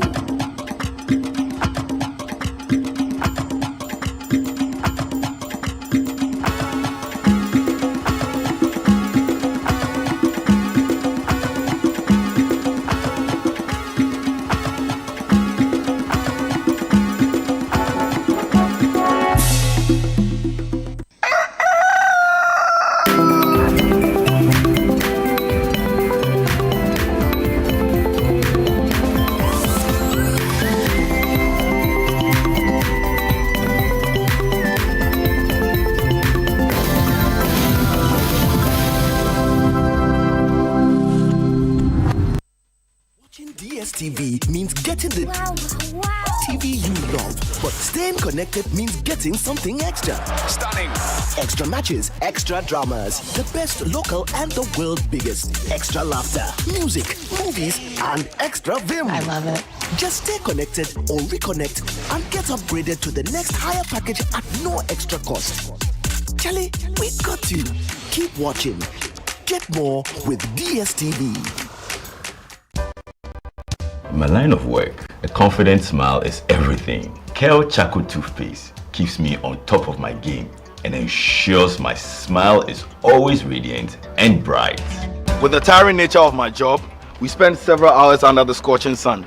To keep our teeth white and our breath fresh all the time, we use none other than Kel Charcoal Toothpaste. Kel Charcoal Toothpaste. You're on a Kessie and in a kit one. Samayo Kendini, a who be here, Semetra Sapapadia to a mammy manful. Kel Charcoal's natural ingredients, and a bomb is so buying, a man is swing, Nesasu Mama Hoto so a will beg you. Kel Charcoal Toothpaste. Choose Kel Charcoal Toothpaste for anti-cavity, whiter teeth, and fresher breath all day. Available in 80 gram and 150 gram. Grab yours today. Kel, happy smile. This advert is FDA approved. Are you ready to explore Ghana? A land of rich heritage. A land alive with culture. A land of unforgettable adventures. From breathtaking landscapes to wildlife. Festivals and nightlife that never sleeps. But planning the perfect trip can feel overwhelming. Now, everything you need is in one place. With Ghana Tourism Marketplace, you can book hotels, discover tours, rent cars, connect with expert guides, and explore destinations across the country. You can also get tickets for amazing experiences like Movie in the Park at Platinum Bay Hotel, Uncle Ebo White Theatre shows, Kwame Nkrumah Memorial Park visits, and more. So go ahead, plan your journey and experience Ghana your way. Ghana Tourism Marketplace is brought to you by Ghana Tourism Development Company, your official gateway to discovering Ghana.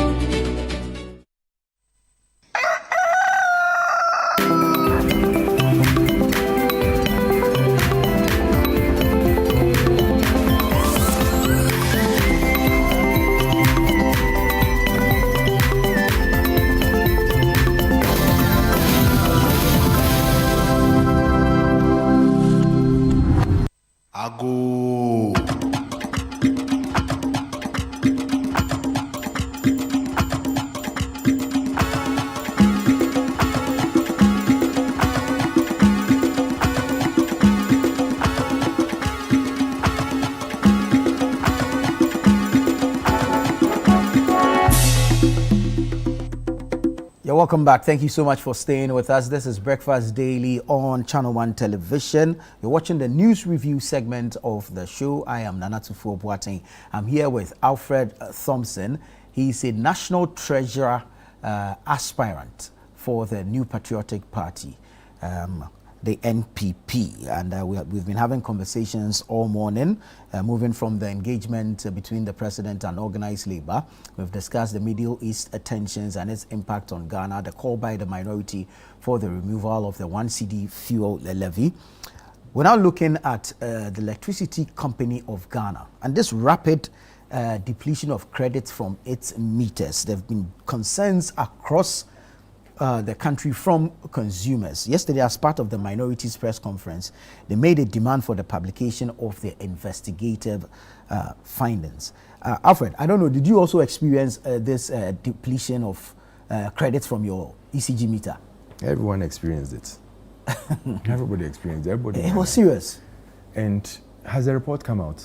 We understand it's concluded, but it's not been made public yet. Are they going to whitewash it before they bring it out? What is keeping them? That we are not sure. What is keeping them? Yeah. Because you see, it affects the ordinary Ghanaian. Mm-hmm. So by now, this report should have been made public. Mm-hmm.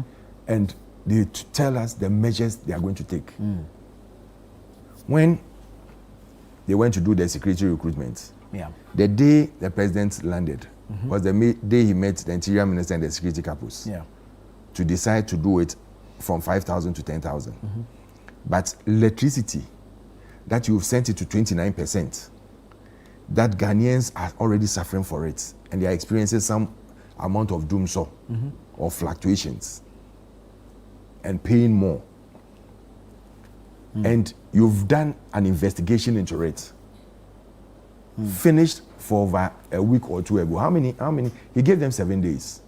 So it's about almost 3 weeks or so now since the report should have come out. Yeah. You don't think you have to let us know. You see, what NDC is forgetting is that they are not working for themselves. Politics,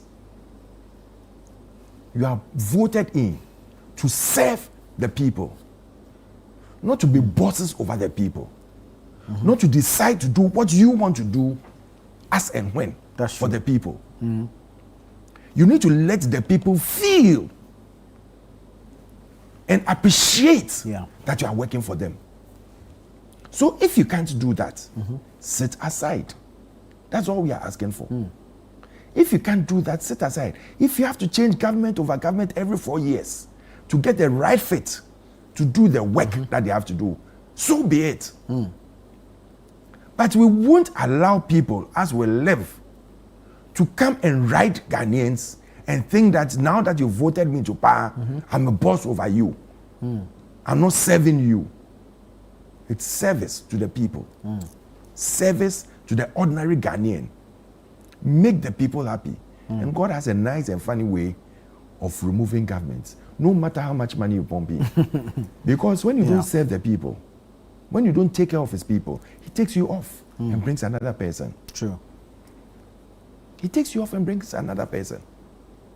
I don't see why it's a big deal. Take one Ghana cedi off, I won't do.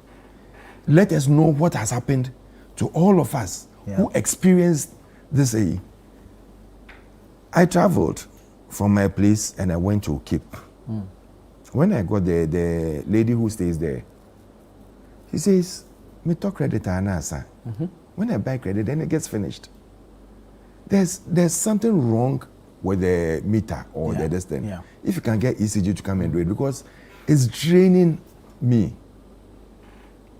Meanwhile, the day I left my place, Tema, I had bought 1,000 Ghana cedis in less than, and I live there alone. There's nothing much doing there. Most of the time I'm out of the house.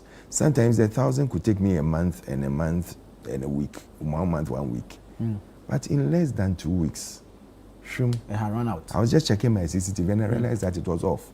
So I called the guy in the area, go and check what is happening in the house, because it seems like because I've given him a key that when I'm not there and there's a problem, I can quickly call him. He went and he said the lights were off. Oh, wow. And I said, what, is it finished on the meter? He said, yes.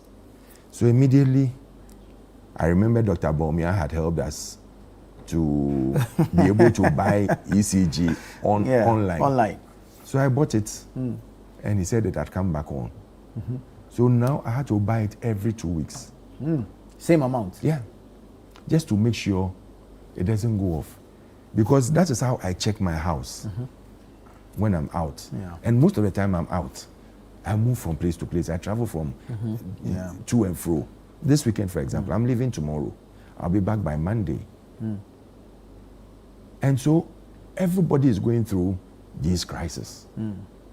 It's just for us. We are begging them. If you don't respect us, we are just begging you, the government, let us know the report and the remedy that is going to be given to all of us. Because it's not a good side for us. We are not having it easy. Already, the challenges we are going through, you might be getting free electricity and water because you're a minister. You might be getting a generator in your house. When the lights go off, you can switch on easily. But the tomato seller cannot buy that generator. The trotro driver cannot buy that generator. After working hard the whole day, will get to his house, and the little income he's had would have to go and buy credits onto his meter. It's sad. It's painful. When the president met with organized labor, he asked that they support the restructuring of ECG. How do they support it? You know, there's been objections to, like, the government doesn't want to say privatization of ECG, but they want to say private participation. And that is why I said, how do they support it? The government should give us its game plan. Let us discuss it. Let us honestly come in and say that, yes, what you want to do is good. It's going this way, but it won't help us. Okay, organized labor, not other people. We have so much in our purse. We will invest in it so that we can reap the benefits instead of maybe going to put it in the bank. So instead of getting foreign, foreign participation, locally, we can get our people to also participate and hold shares in it. Yeah. So that we all hold each other accountable. Yeah. In whatever we are doing. Yeah. When I've contributed into your organization, that is when I can ask a lot of questions. Yeah. This is a Ghanaian-owned company. So apart from me being a Ghanaian, participating in it, I also have shares in it. Why can't government be open and transparent and do that for us? And these are some of the things I have decided to bring on the treasury table. We have to be transparent to our people so that they can hold us accountable. We have to be accountable to them so that they can ask questions. We don't have to wait and let them be agitated before you come and tell organized labor, buy into my dream. What is the dream? I don't know. All I know is that you want to privatize, I don't want to privatize. Oh, because I accused the previous government of trying to sell ECG. Yeah. They were not selling ECG. In fact, the previous government brought in a local participation to make sure that they rake in money. And after some time, it goes back to ECG. But hey, how broke loose? They say you ain't changing a year. So people decided that, okay, let's cancel the whole thing. Let us sit back and watch. God being so good, you are now in power. 1 year, 3 months, you can't tell us what you are doing. You had all the ideas. 1 year, 3 months, you can't tell us what you are doing. For us to know that stabilization is in ECG. All the challenges are going out one by one. In fact, the first time you got into office, what you made us believe was that people had rigged and milked ECG. That there were containers at the port that were missing. It turned out that it wasn't true. Containers had been moved from, there are various sectors in the port, from one sector to another. Because you can't keep things at the doorstep where you cross every day. It creates congestion. Thank you. So you have to move it into another holding place for others. You didn't do your work well. You didn't seek advice. You didn't seek interventions. Then you came out. The same thing that happened in Gogo Board. And all the places that were doing that, now you see that God wiped their bottom clean. They've been exposed. Seriously. Seriously. Gross incompetence happening in Cocoa Board because the CEO refused to see that cocoa prices had gone up. I had given them I had made my mind that I'll give them 6,000. At the moment where it is, it's around 8,000. Let me hedge there. But he wanted to get more and give them less. Greed set in. Yeah. And then prices decided to what? Come down. Now you're in trouble. And you're coming to blame the previous government that they had caused it because they bought juice sacks. They had caused the price drop because they didn't put things well. They had caused the price drop because there was a debt there. I don't think he's blaming them for the price drop. He's blaming them for the inability to pay. The price dropped because at the end of the day, you couldn't hedge. You couldn't think smart and hedge. Oh, you mean the farm gate price? Yeah. Okay, yeah. You the couldn't farm hedge. Gate price, yes. So any problem that you are blaming on the opposition, that they were in government, they couldn't do ABCD, has got nothing to do with that. If we had done the forward sales when the price was around 8,000, the straight story would away, have been different. Straight away, Cocoa Board would have been smiling. They would have been smiling. Ghanaian farmers, cocoa farmers, would have been crying and asking that, hey, how are we going to win the next elections? Today, when the minority is going even to talk to the farmer, And these people organize themselves that they are not going to allow them to go. Can you imagine? They obstructed them? Yes. It took the police yesterday to tell them that, hey. In the Ashanti region? Yes. Who the hell do you think you are? Stand aside. They have every power and might to go and talk to them. You see, we shouldn't think we are thin gods. We shouldn't think we are semi-gods. We shouldn't think we are demigods when we come into power and when we are in office. The people that brought you up are the same people that will bring you down. Yeah. Because if you don't respect them to tell them the truth and walk the truth in power and think you are still in a campaign mood and give big promises, I'll tell you the truth. You cannot sit down with organized labor and tell them that they should support you because they don't know what they are going to support. They don't know where they are going to come from. But organized labor should start planning behind closed doors themselves. They have enough funding. The dues they are taking, they should buy shares in ECG. They should own shares in ECG. It's not always that you have to go and bank your money. Put it somewhere that you can also rake in. There are so many organizations that are getting employee levies. These are companies that you can manage so that when you have bigger shares in it, organized labor, you can decide who becomes the ECG boss. And you can decide who should not be an ECG boss. You can kick high and operate the place as a commercial entity. That is how we run an institution. And government will have little shares in it. A credit to a vanishing. Investigations have been conducted. We've not seen the report. No reports. But the minister has announced that from next month, ECG will be rolling out new meters. How did they roll out the meters? That they brought in new meters. One of my houses have been asking for a meter for over 2 years now. They said the 3-phase meter is not there. So perhaps this is what they are bringing. I'm begging John, if they have a meter, they should call me today. I'll pick it up. Because it's a worry. That you ask. You seek and you are not getting. And then ECG will turn back and say that it's you, it's your fault. It's your fault that what? You take meters and then the meters start quadrupling and things. And you don't know how it's going. Is this someone who tuned something at the main office? We need to know the truth of this investigation.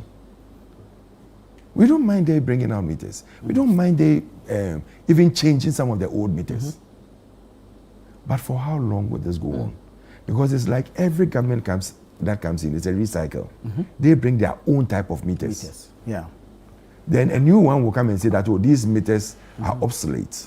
So let's use nice big words. Obsolete. So let's change them. Then someone has a cash cow. Procurement contract. Someone within, that knows within, would also have a procurement contract. When the ordinary person, who is an electrical engineer, who is working with ECG, who has an import company that can import the meters, will be sidelined. And they'll come and tell us that it's competitive bidding. Nice way of milking a nation. It's sad. It's sad. So what are your expectations from this report? People being held accountable at the end of the day and affected persons being compensated? Would that be a perfect summary of a report for you? We need to know the content of the report first, whether one is genuine and truthful. Once you do that, because you know it was ECG themselves that conducted this. Yes. We need to get, by now, we should have gotten an external body to also do a research or investigation into it to see whether the reports tally. If not, then we now start asking certain questions.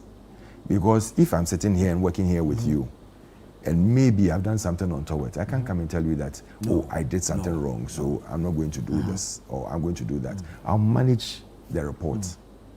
And that is why we are saying that when you are working within government and go and take a contract, there's a nice way of managing the person who is given the contract, whether competitive or single source, to give you the contract.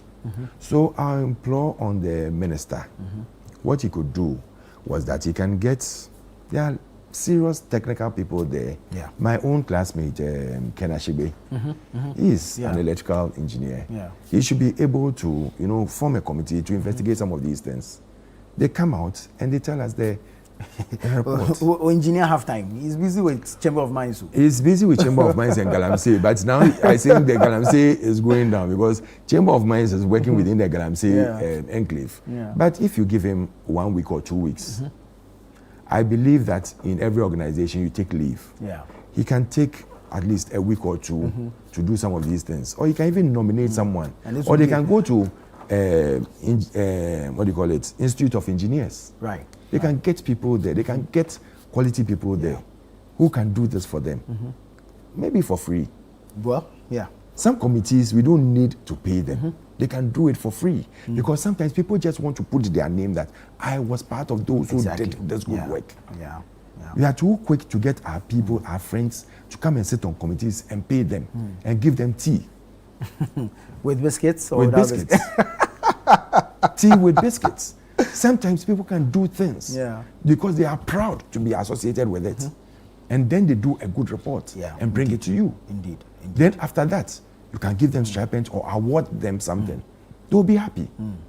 We should look at all these things. We should try and have an innovative way of running this country rather than doing it the same old way where immediately we go and form a committee. They sit down, they get stipends, they get this thing for sitting allowance, drink all the teas and coffees, have all the lunches they like, sometimes even add dinners, Chinese restaurants, store it, and then give us a report that is put on a shelf and another report put on it and hidden for 3 weeks plus. At least by now we should know what happened, how it happened. But you see, true.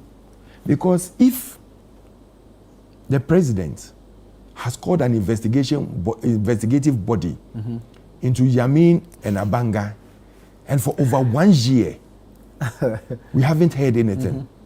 It's worrying. If we sit in the country... Investigations take time. 1 year.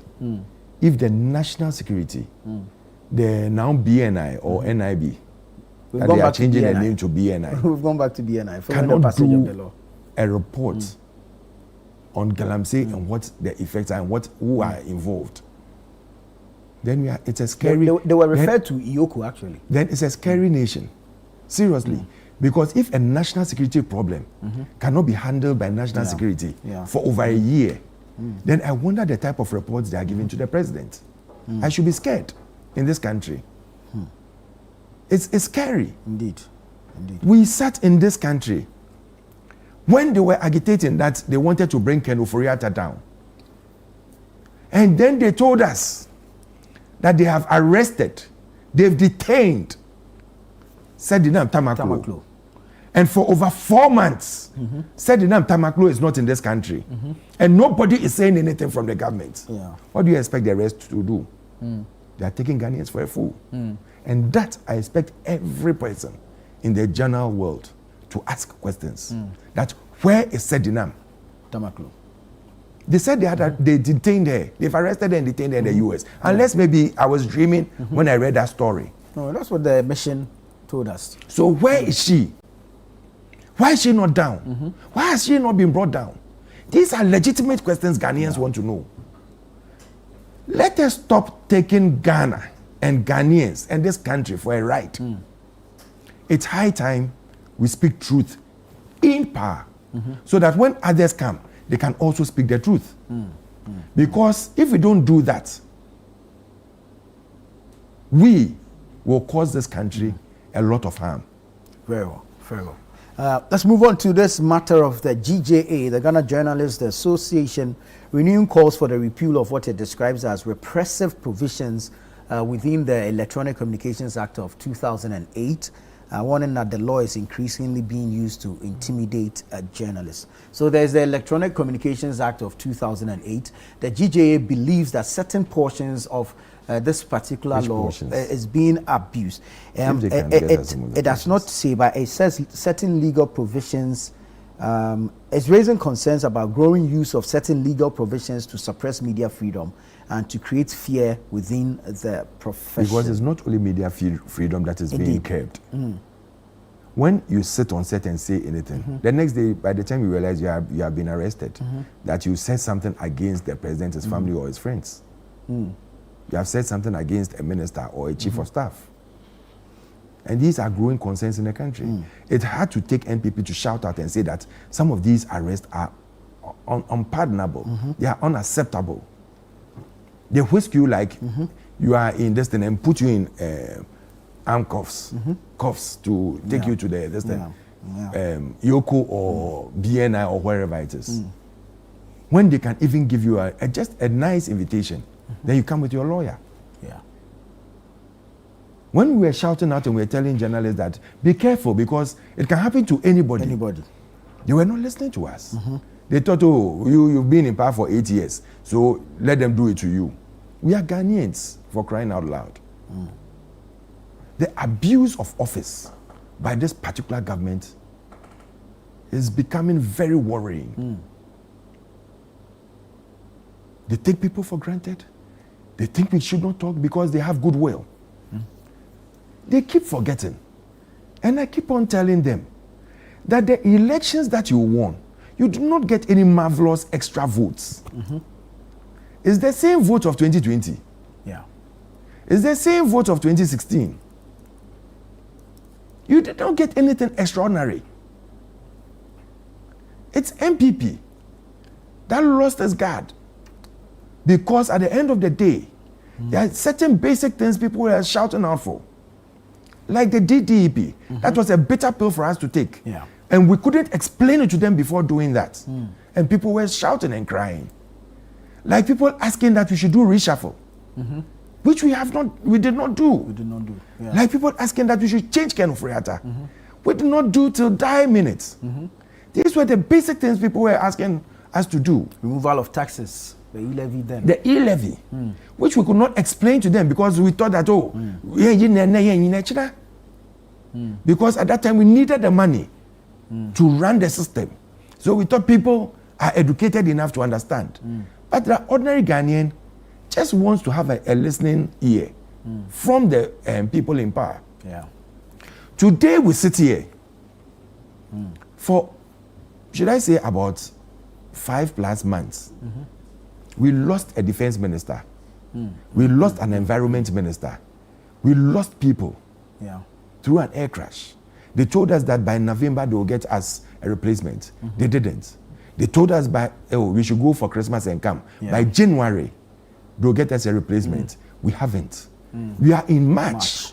We spent 6th March and we still don't have a defense minister. And we think it's okay. Ghanaians are watching. Atu is acting as defense. You think that is good enough?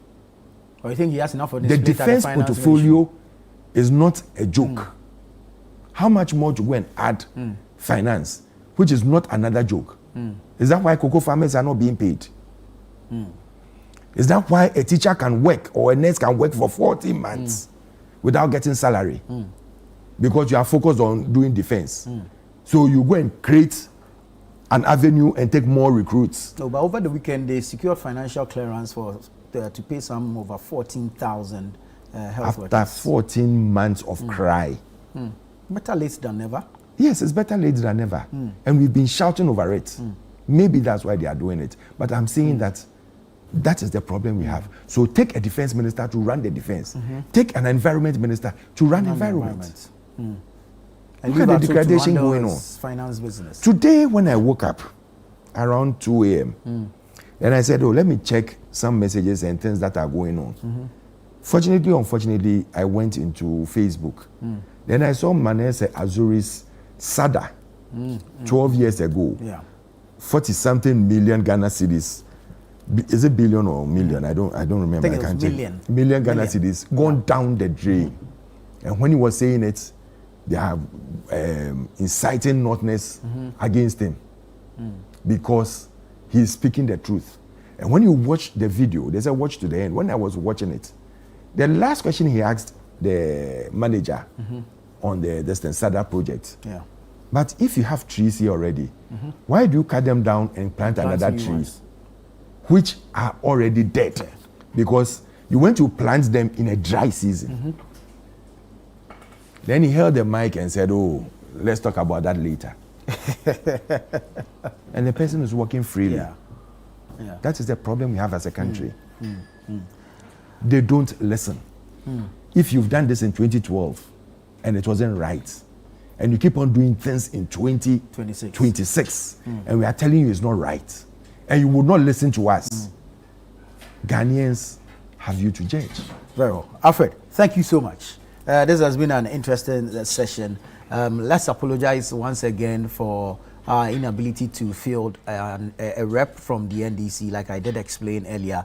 Last minute changes were made, but unfortunately, the replacement was involved in an accident this morning. Our prayers are with him.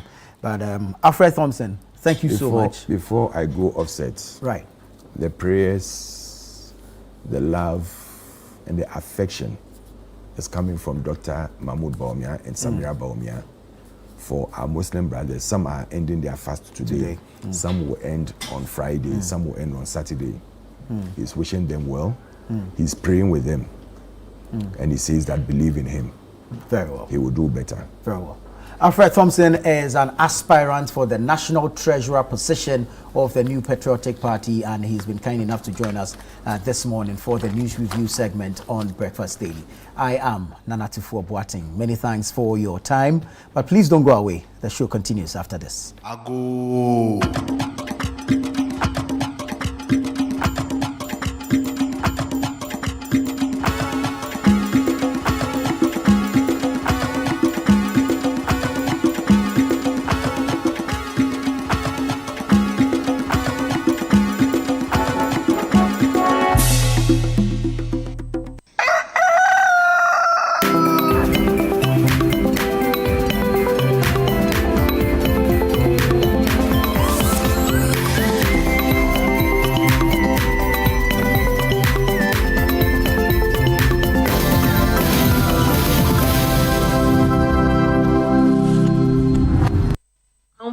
Senior High School is 60. Hooray!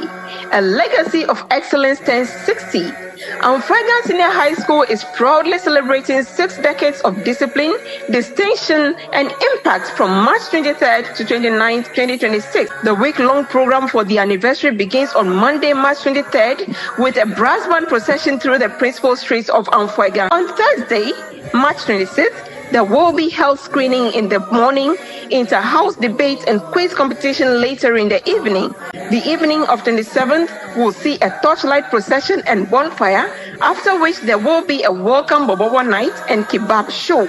The grand 60th anniversary deba comes off on Saturday, March 28th, with jamboree and artist night in the evening. There will be a Thanksgiving service on Sunday, March 29th. Special guest of honor is President John Dramani Mahama, President of the Republic of Ghana. All students, current students, friends, and all well-wishers, come home and be part of history. Anfuesek at 60, 60th anniversary, the deed, not the glory. Watching DSTV means getting the TV you love, but staying connected means getting something extra. Stunning. Extra matches, extra dramas, the best local and the world's biggest. Extra laughter, music, movies, and extra vim. I love it. Just stay connected or reconnect and get upgraded to the next higher package at no extra cost. Charlie, we got you. Keep watching. Get more with DSTV. So I think this would do. Okay. This and the other ones would do. We can use this as your main profile picture. Yeah? Yeah. Then one perfect. The upload. But before that, I think we should get you a nickname. Vera, what absurdness insight is that? Is it a porn site or what? Just a few minutes into chatting, a man is asking me to come home and see him. And then a few minutes later, another man sent me a picture of his pro. And then there's this one that calls me asking for how much I charge for shots and...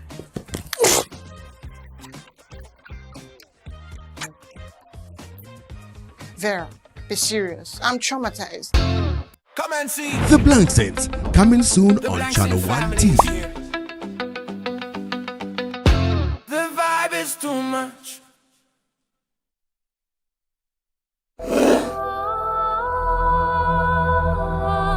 This Easter, as homes fill with laughter, shared meals, and love, pause for a moment and remember a child who has no one to celebrate with. Across Ghana, children in selected orphanages are hoping for care, hoping for comfort, hoping for kindness. You can be the reason a child smiles this Easter.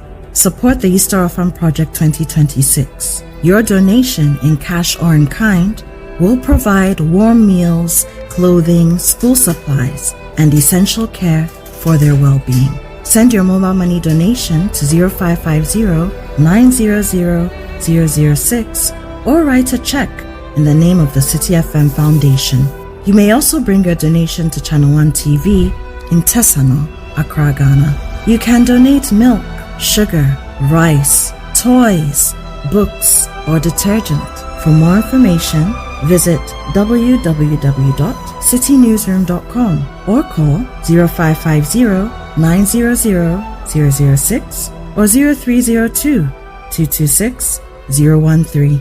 The Easter Orphan Project comes off on Monday, 6 April 2026 and is powered by 97.3 City FM with support from Channel One TV. This Easter, let your kindness light up a child's life.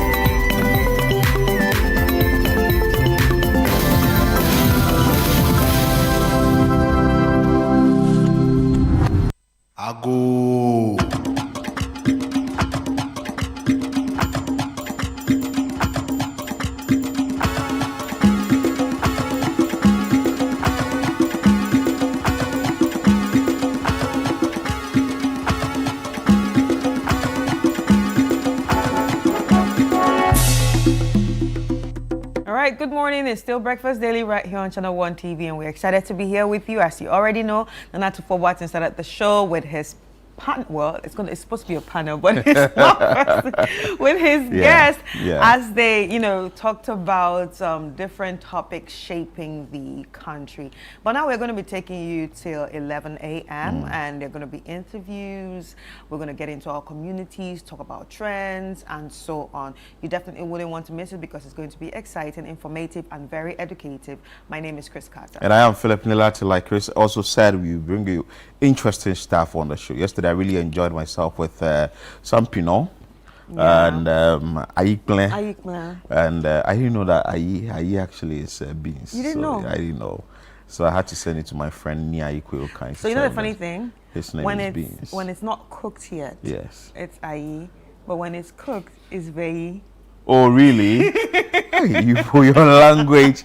Anyway, so that is why we are entreating you to be part of the Back to Your Village Food Festival, which is happening next week. We've moved away from 28th and 29th. Now, we are telling you that this event is happening next week on the 28th, which is a Saturday, and also 29th, which is a Sunday. So next week, Saturday and Sunday, we will all converge on the Ifwasaland Children's Park and have fun by way of going back to our villages and getting to eat what we haven't eaten in a very long time. Yesterday, tasting Pinot was sort of like, will I say a dream come true? Yeah. Because I've seen it on social media, a number of times people promoting it, being cooked by the Voltarians and all that, but I had a chance to actually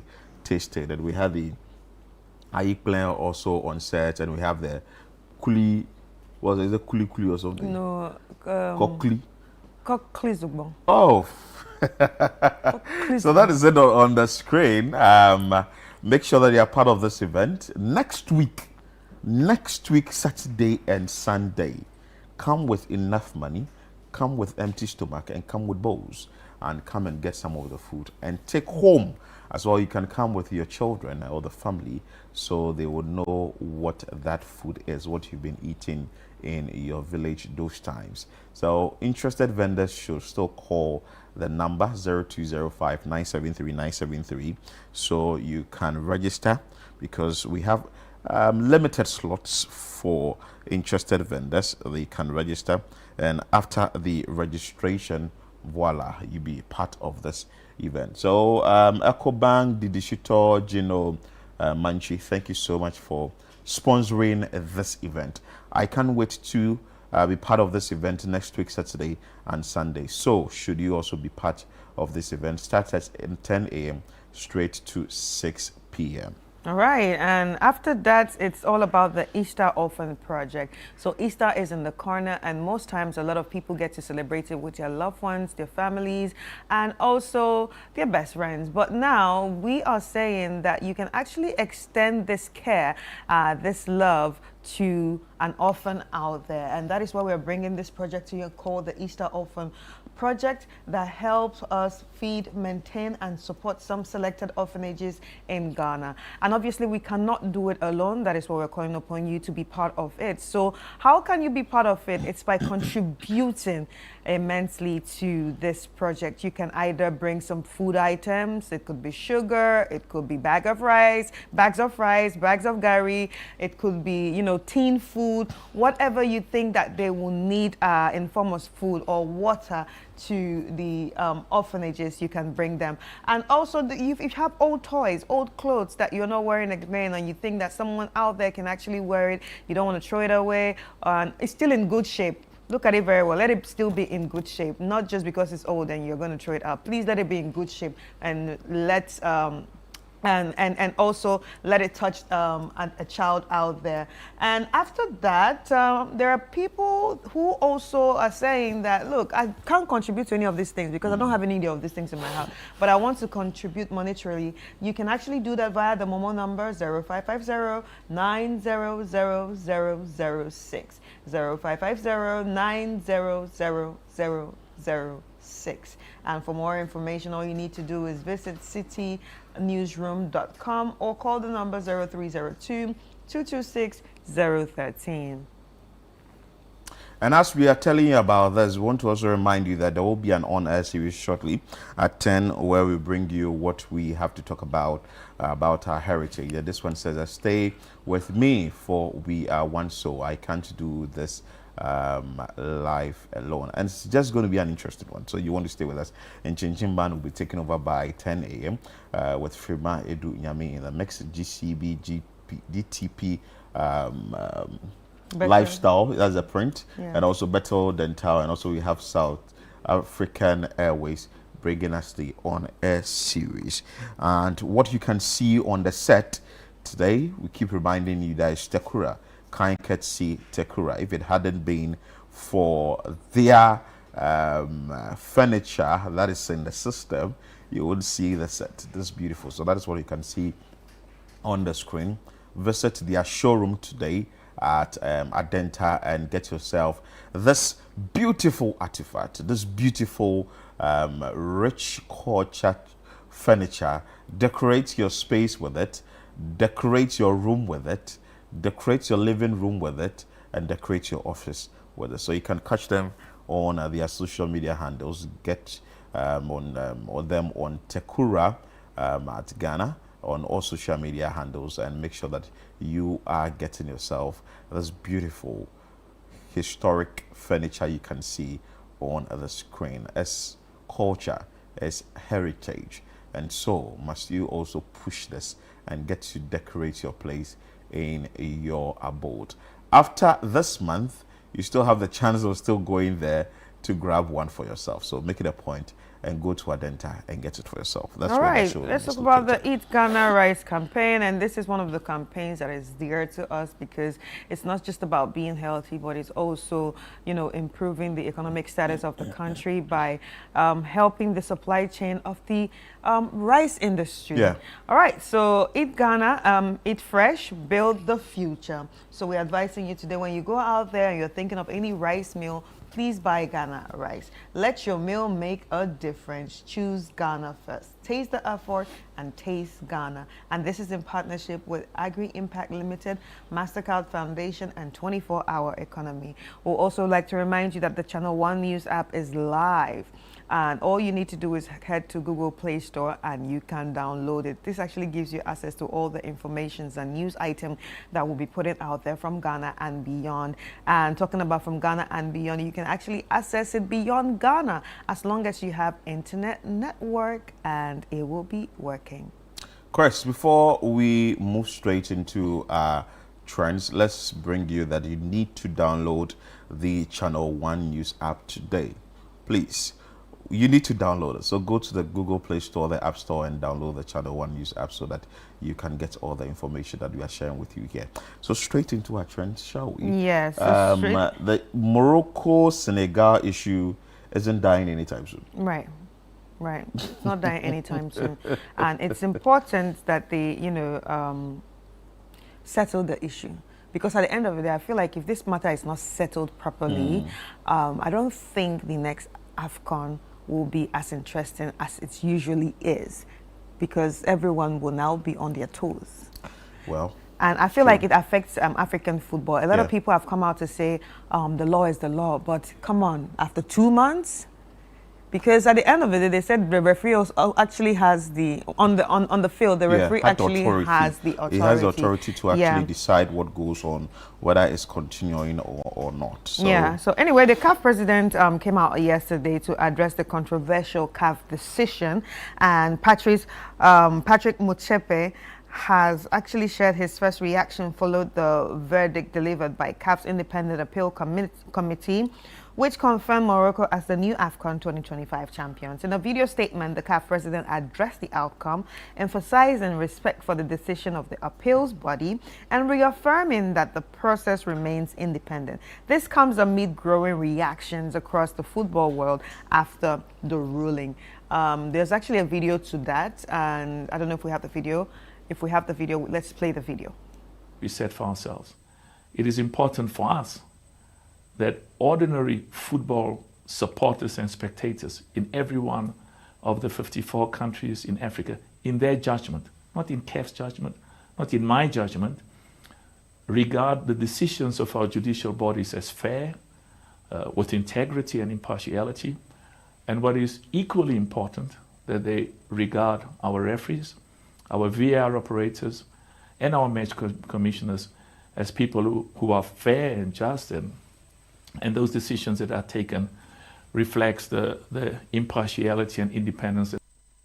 Well, I have a lot to say about this, but let me just cut it short. I hope Morocco actually remembers that during the African Cup of Nations in 2019, they actually also walked out of the field against Tunisia. They actually walked out of the field against Tunisia, and they did not come back. And at the end of the day, the referee actually ended the game and said that, okay, Tunisia has won. And we remember that CAF did all they had to do to, you know, say, no, that game has to be played again. No, that game has to be played again. So it can be in the favor of Morocco. And it didn't happen, because at the end of the day, CAF was like, no, that this is what happened, and they left the field. So Tunisia actually won that match. So it's ironic that today in 2026, we're actually seeing this happen. And at the end of the day, it's like everything has to go on the side of Morocco. Well, that's what it feels like, because you did it in 2019, and you didn't see anything wrong with it when you walked out of the court. And still, CAF did everything they have to do for you to come back and play that match. So why can't CAF also say, let's come back and play the match? Well, it's interesting. Yeah. I also want to find out maybe if Yao Minta joins us later on the show.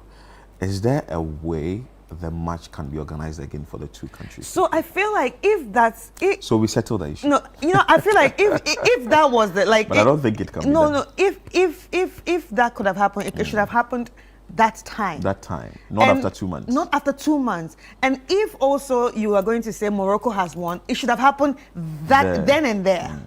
Do you understand? Anyway, interesting one there. Let's bring you comments on that. What the general public is saying about that. The referee's decision is final in any sport. In a sport, as long as play continues for the CAF president and FIFA president to witness to the final and handling of the trophy game over. This outcome is a mockery to the concept of fair play. Well, somebody was also asking that, are you going to take back the winning bonus you gave to Senegal too? All right. So many questions after this statement. Senegal need to appeal, which I think they have. Yeah, they have. African football deserves transparency, not just statement after decisions are made. Well, let's see how this one is going to turn out to be. I like the fact that we are testing the law in all fields and we're also testing the law in sport. So this is a very good one. But the law in sports is actually very complicated because it actually contradicts itself. One thing, there's a place that says if you leave, you are going to forfeit the game. Yeah, forfeit and the there's game. another one that says the referee actually has the final say. So which one are we going to be using at this point? Interesting one there. Anyway, let's come back to Ghana. There are equally interesting things happening in Ghana. Yesterday, the president of the day said that if your landlord is charging 2 years advance, report him or her to the rent control department. And the question I'm asking you is that you, a tenant, will you report your landlord that my landlord is taking 2 years, so I will report him? Listen, I'll bring it back tomorrow. So we have an extensive conversation about it. But I'm sure people are talking about, I don't know if you have the president's video on that. Let's share with our viewers after. We will definitely take comments from the general public on that. I'm a comrade and I believe in organized labor. But sometimes we have to look at practical reality. When we talk about private sector participation in distribution of energy, we're not taking anybody's jobs. We're saying that the billing and metering is better organized by the private sector. That's all we're saying. Electricity company will continue to sell their power. And so, and I say this because I've been part of the privatization of the communication sector. And I remember when I was deputy minister, we were told that communications is such a national security issue. If you privatize it, the CIA will be listening to our calls and what and what. Today, the communication sector employs more people than when we had only Ghana Telecom and Ghana Post. They were together, remember. It was some state-owned enterprise, PNT. It was not even Ghana Telecom, it was PNT. How many people did PNT employ at that time? Today, if you take the workers of MTN and all the downstream digital employees and fintech companies and things, we are employing hundreds more people than PNT used to employ. But we're saying that ECG is not going to be privatized. And I want to insist again, ECG is not going to be privatized. There's not going to be any people who lose jobs in ECG because of private sector participation. ECG will sell the electricity to the private sector and say, we've given you this amount of electricity, pay us. And so ECG will get its money. It will have its employees. It will pay its employees. But the private sector will be responsible for billing and metering. And so we gave you bulk electricity of this amount.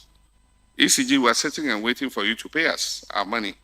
So you will go to the houses and make sure the meters are working. You make sure that the people are paying the bills, and so on and so forth. So let me explain again. It's not privatization of ECG.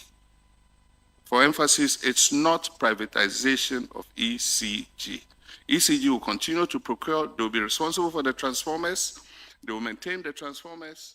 We actually wanted to hear from the president on the rent advance. But what we just played to you as the ECG privatization, well, he also touched on that. But later on the show, definitely we will bring you that sound bite or that bite from the president, where he said that if your landlord is taking more than 6 months advance, you should report him or her to the rent control. Let's bring you comment on that. Tomorrow we will open up that conversation as well on Breakfast Daily here on Channel 1 TV. Let's bring you comment on what the general public are saying concerning the rent issue. This one says that after reporting your landlord, agrees to take 6 months. If you fail to raise the next 6 months, don't wait for your landlord to ask you. Just dash your way out. Okay.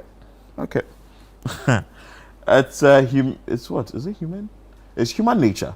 People exploit desperation. Landlords request 2 years of rent upfront because they know about the housing deficit. Employers offer low salaries for jobs because they know about the unemployment crisis. One man's problem is always another man's opportunity. Chris, will you go in for 2 years? Will you want to pay more than 6 months, or you pay 6 months or below? 6 months. Me, I'll pay 5 years. No, I will pay 6 months and a year. I will pay 5 years. Reason is, by the time you think of increasing the rent, that 1 year time, I've already given you the money. No, but you know, the thing is that even if you do that, anyone that still decides to increase his rent Oh, will no. tell No. you. It was an agreement. We've signed it. We've signed an agreement. It's a 5-year thing. I'm in your house for 5 years. So if you are increasing it for what? No. You can't come and tell me that. Why? So you come and take balance? No, well, at the end of the day, too, it also depends on the kind of house you're talking about. Well, there are apartments, there are flats, there are, say, households that you go, and when you negotiate with the landlord, and the landlord agrees that, okay, fine, you can pay 3 years. For me, I would go in for more years than pay for a short period of time. You know why? If you have, I'm not saying that if you do not have the money, that's fine. But if you have the money, you pay and you are free. So then you can focus on other things. That's what I'm saying. It depends on the kind of house we're talking about. So if you are going to rent an apartment which should be like 3,000 or 4,000 and you can afford for 3 years, why don't you pay? Well, don't you have any other things to do with the money?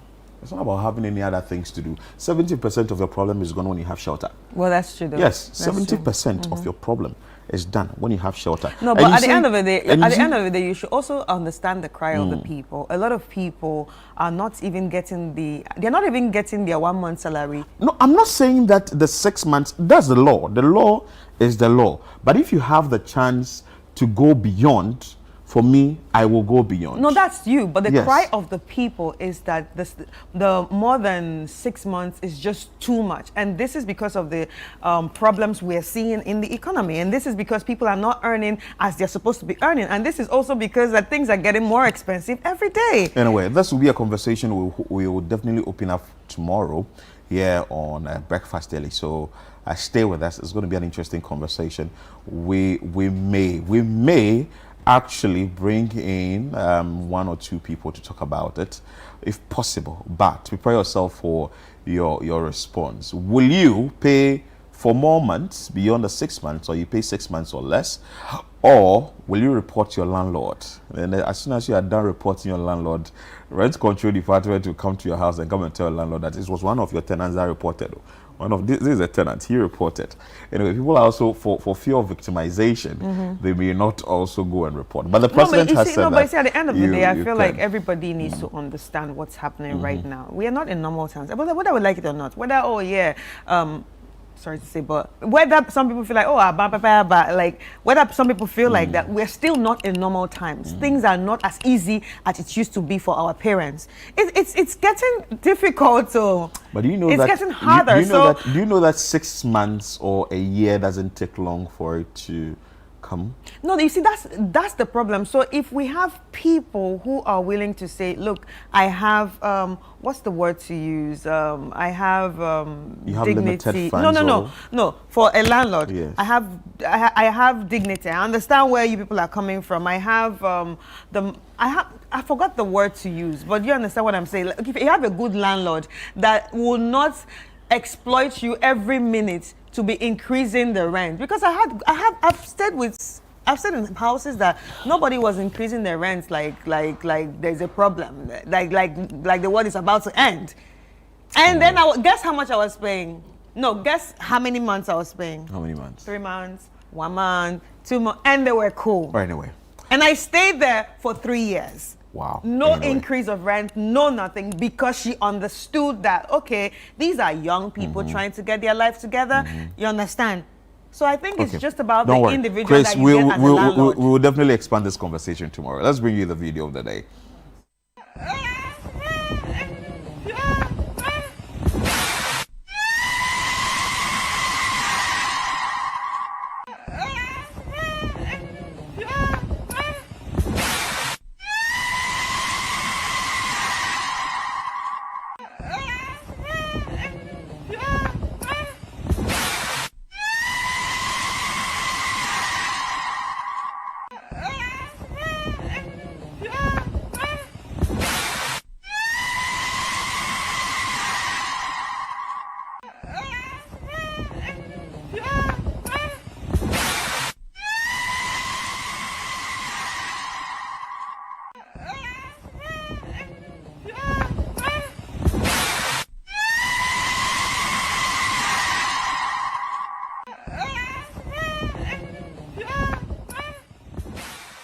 Oh wow, that must be very painful. Very painful, because you already have sore on your leg. To have a sore on your leg. But I think it's also very unintelligent to have a sore on your leg and then be putting your leg out of the tricycle. But whatever it is, sorry, my heart goes out to that person. And yes, I felt your scream all the way to the studio. Anyway, that's all we have right now for the video of the day. Let's take a quick break, and when we come back, we'll be getting into some conversations.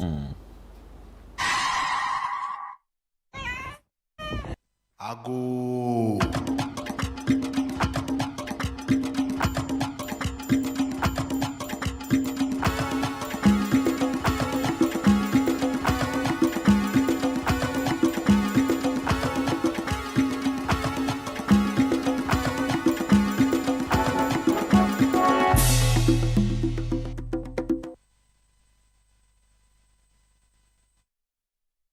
All right, welcome back. Like I said, it's time for us to get into some conversation. So today we are going to be looking at Pepsodent World Oral Health Day. And this is going to be an exciting one because actually everyone has a mouth. You have a teeth, you have a tongue, and I mean, you have a set of teeth and then you have a tongue. And so it's very important for you to sit back, relax, and enjoy as we get into this conversation. You might learn from it.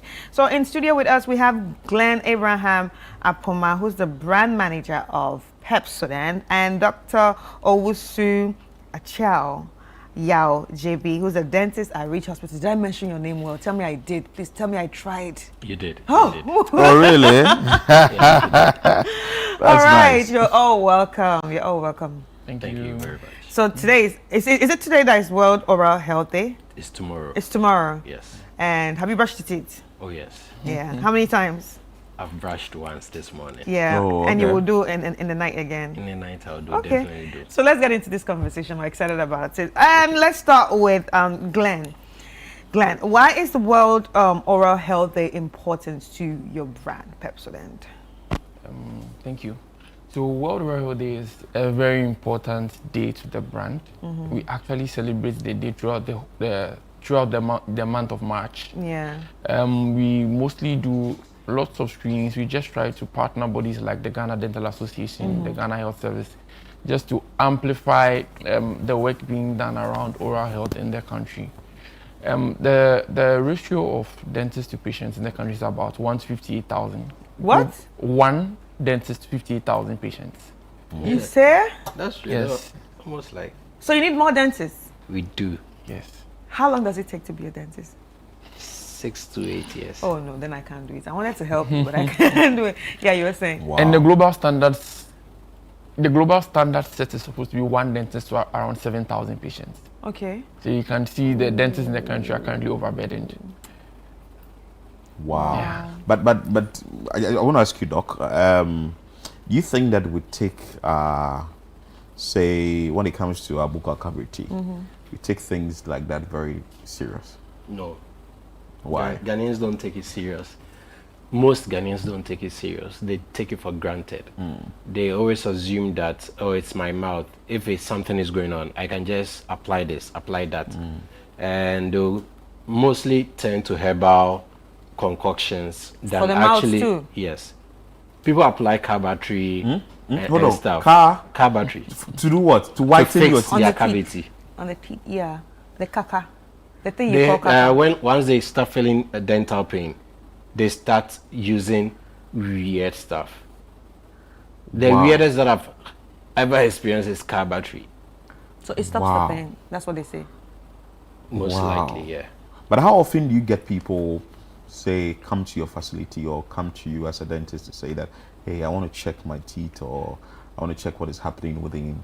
So those who come without any problem, it's like once or twice a month. I will see 2 people who just come in for a regular checkup. Majority of the times, those who always come in are coming to fix something that could have been saved months or a year ago.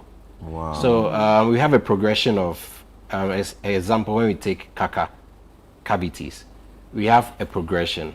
It starts as a minute dark filling on your teeth or dark discoloration on your teeth, and it progresses into a cavity and then infection, which could also lead to death. Yeah. Infection? Yes. From your mouth? Yes. From your teeth? Yes. And can lead to death? Yes. I've had, unfortunately, patients that have lost their life because of a cavity. There was some small hole that came, your whole jaw swelled up, and then unfortunately they came last minute. They've been applying herbal medications, herbal concoctions, doing all sorts of remedies instead of actually coming to the clinic for us to do something. Because that small hole, we could have just done a restoration to seal it up, root canal treatment to seal it up, take out the tooth to get rid of the infection, because once the tooth is there, the infection will still progress because the source of the problem is still there. But once you get rid of the problem or the roots, the roots of the problem. Hey, that's amazing, because my teeth there, how will really lead to death? Anyway, Pepsodent, so what are you doing to ensure that you get the information out there for people to know, like Doc said, can lead to death, and also how we will be commemorating this day? So for we at Pepsodent, this year for us is the year of the Ghanaian smile. And we are commemorating our World Oral Health Day event with the slogan, Do the Two. Oh, beautiful. So Do the Two. Do the Two. Do the Two. What are the two? Simply means brush in the morning and then brush at night. The habitual trend seen is that Ghanaians mostly do the morning brush but avoid the night brush. And the night brush is deemed to be very important, if not equally as important as the morning brush. Because food debris in your mouth that is left over from the day will stay there, and then oral bacteria in your mouth still feeds on it. And then that is what really most of the times causes the cavities. So we just want to inform Ghanaians to build the habit of brushing at night. It has to be habitual. You have to be deliberate about it. So as you brush in the morning, make sure you're also brushing at night, and then that will really get the debris and then all the food particles that are left in your mouth out. That's why you're partnering the GD, the Ghana Health Service, going around the country, making noise about it, that Ghanaians simply do the two. Most of the diseases, the dental caries, the cavities, are very preventable. The ratio is already staggering. We are trying to put Ghanaians in a position where they are as preventative as possible. Right. So Doc, I would like to ask, like, when people come to you, what are some of the most common problems that they always bring? Or what would you say is the most, the highest number of, problem that you get? So majority of the times, I wouldn't say this is a problem per se, but we have calculus. So calculus is a formation of, trying to break it down so that it's easier to understand. So normally it starts as plaque. Plaque is a whitish thing on our teeth. We normally don't really pay attention to it. When it solidifies, it becomes calculus, the yellow discolorations underneath our gum in between the tooth. When people come, mostly they have it, and it leads to an issue called gingivitis, where your gums become inflamed. So when you are brushing your teeth and you notice that there is bleeding, that means there's a problem, because that is your system actually telling you that there's something wrong. Because a normal healthy gum would never bleed unless you stab, probe, or irritate it. So once you start brushing and you start noticing that there's blood coming out, that means that the place is inflamed. That is your system actually telling you that there's something wrong here. We need to get it checked. That is the major one. So in checking that, that's when we also get to find out other problems that they may have that they don't even know. In some cases, unfortunately for some people, we find cases where it's either a cancerous or tumor formation in their mouth, which they didn't know. Someone can have an ulceration in their mouth which has lasted for over 3-4 weeks. They don't. But don't you feel it? They feel it, but they'll be treating it with remedies, assuming it will go, but it doesn't go. But sometimes in cases like this, when you can redo extra probing to see what it is, if it's an issue that we have to alert the patient about. So just a random checkup could help you. inform you a lot. Sometimes people don't even think about their impacted tooth. So their wisdom teeth, they don't really think about it that much unless it starts giving them issues. But once you come and I tell you, oh, you have an impacted tooth, prepare just in case you start experiencing this and this and this and this. You know what it is, where it's from, and how to get it sorted. But can I ask you a question about wisdom teeth? Yeah. Sorry, but are they really necessary?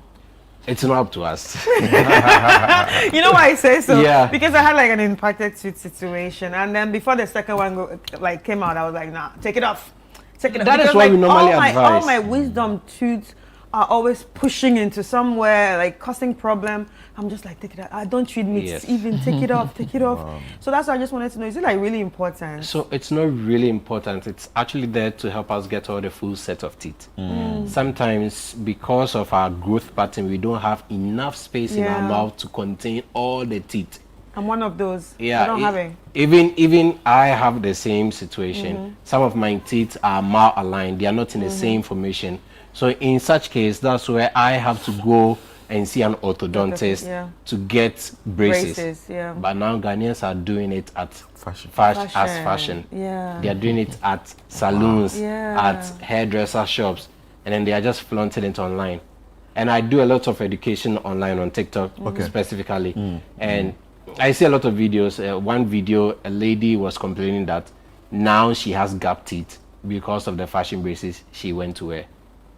Wow. So, Glenn, final comments from you so we can wrap up this interview from Pepsodent. Okay. So, final comments from me would be hammering on the reminder to Ghanaians. Please brush twice. Brush your teeth. Brushing twice is probably the best remedy to most dental cavities, gum problems that you could ever face. And it's the cheapest also. Yes. It's very cheap. Brush twice, brush with Pepsodent. We have a whole range. There's the charcoal, there's the herbal, there's the cavity fighter. Even for kids, we have a kit range. So wherever you find yourself, we have you covered. But make sure you are brushing twice so that you don't end up overburdening a dentist, and then try to visit a dentist twice a year. At least once every 6 months. Oh, it's twice a year? Yes. Oh, I do once, but I try. At least you've tried. Brush your teeth so you don't die. Yeah. Anyway, Doc, final words. So my final words would be, dentistry in Ghana, it's not that expensive, but it's expensive. If you don't want to spend too much, the least you could do is go for consultation, because consultation doesn't really cost. If you have a national health insurance, you can actually go for consultation for free. Just get checked, get your regular cleaning. It doesn't take more than an hour for this to happen. So within the day, you can just plan one day where you can just go to any of the government facility or a private facility, and also know who takes care of you. If you go into a facility, let's say a private facility, and then there is someone wearing a lab coat, you automatically assume that's a doctor. But it's probably not the doctor. So question who takes care of you. If you are going to a facility and then you ask, oh, my name is Dr. Glenn, my name is Dr. Yao. When you go to the Ghana Dental Association website, we have a list of registered dentists who are in good standing with the Medical and Dental Council. You can verify the person who is taking care of you from there, so that if anything happens, you know that, oh, this person took care of me, this person. Because we don't want a situation where people will go and then someone not registered, which will be a quack, taking care of you, and then you assume it's a dentist, and then you go and report and it becomes a whole lot. Because any small mistake could lead to you being deformed or dead. Doc, thank you so much for your time, and thank you so much, Glenn, and thank you so much, Dr. Yao JB. Yes, Chuchosi. Brush your teeth. Sure, Dad. Tomorrow is World Oral Health Day. Make sure that you brush your teeth twice a day. Thank you so much from Pepsodent as well. We take a quick break. When we come back, we have more for you on the show. Stay with us.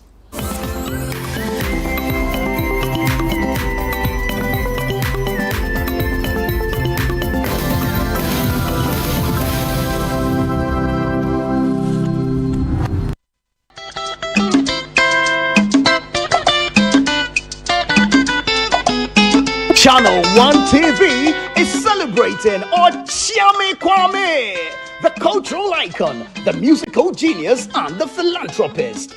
Kwame turns 50 years in April, and Channel 1 TV is celebrating him for his contribution towards arts and culture, health and wellness, and positive impact on the youth. We are hosting OK at 50, a night of 50 songs and love at Plus 233 on April 18 at 7 p.m. till you beg to go home. Dedicated to my stable girls. It's a one-mic check. Featuring an all-star lineup of Ghanaian artists who have been impacted by this legend.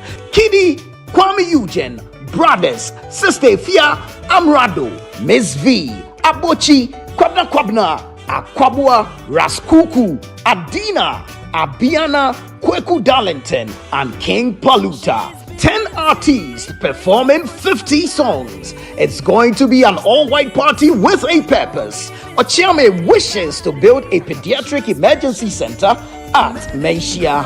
You see, this is why we love OK. His legacy goes beyond music. Let's celebrate a jam. 1,000 cedis for regular, 1,500 cedis for premium. Call or WhatsApp 0240-341-678 to pre-book your ticket, or go on www.okworld.com.gh for all available information.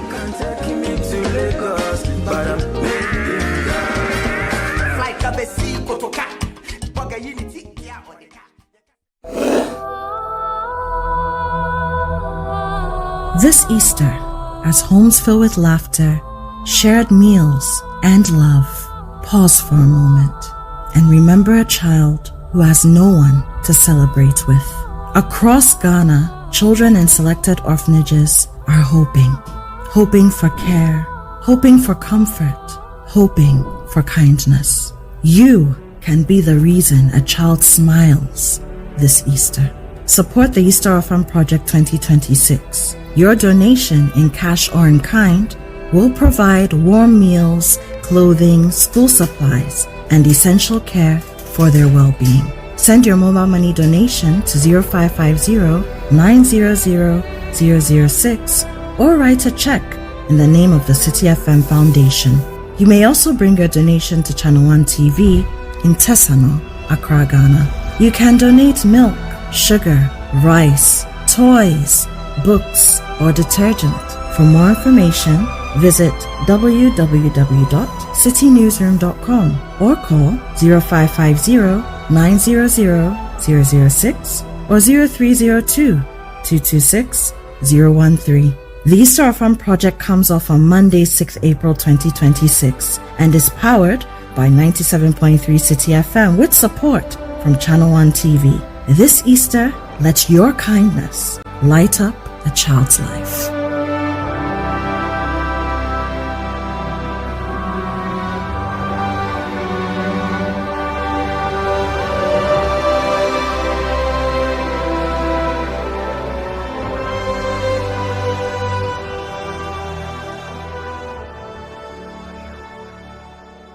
Sweetroot Secondary School invites all alumni and stakeholders to the 67th anniversary and homecoming celebrations. It's happening from Friday the 20th of March to Sunday the 22nd of March 2026. On Friday, How I Got There, 9 a.m. to 12 noon. Year groups check-in and roll call. Gary Sokins competition. Cadet course ceremony from 2 p.m. to 4 p.m. All students convoy. Drive to Swesco, 4 p.m. to 6 p.m. Candlelight procession from 6 p.m. to 7 p.m. Welcome cocktail with alumni and staff of the school. Meet and greet with Kompa Band performing live at the forecourt of the school complex from 7 p.m. to 10 p.m. Saturday, speech and prize giving day from 8 a.m. to 1:30 p.m. All year groups lunch from 2 p.m. to 4 p.m. Alumni dance party from 6 p.m. to 10 p.m. On Sunday, anniversary Thanksgiving service at 8 a.m.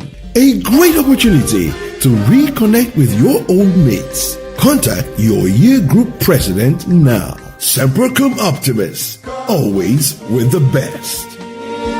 On this happy trip back.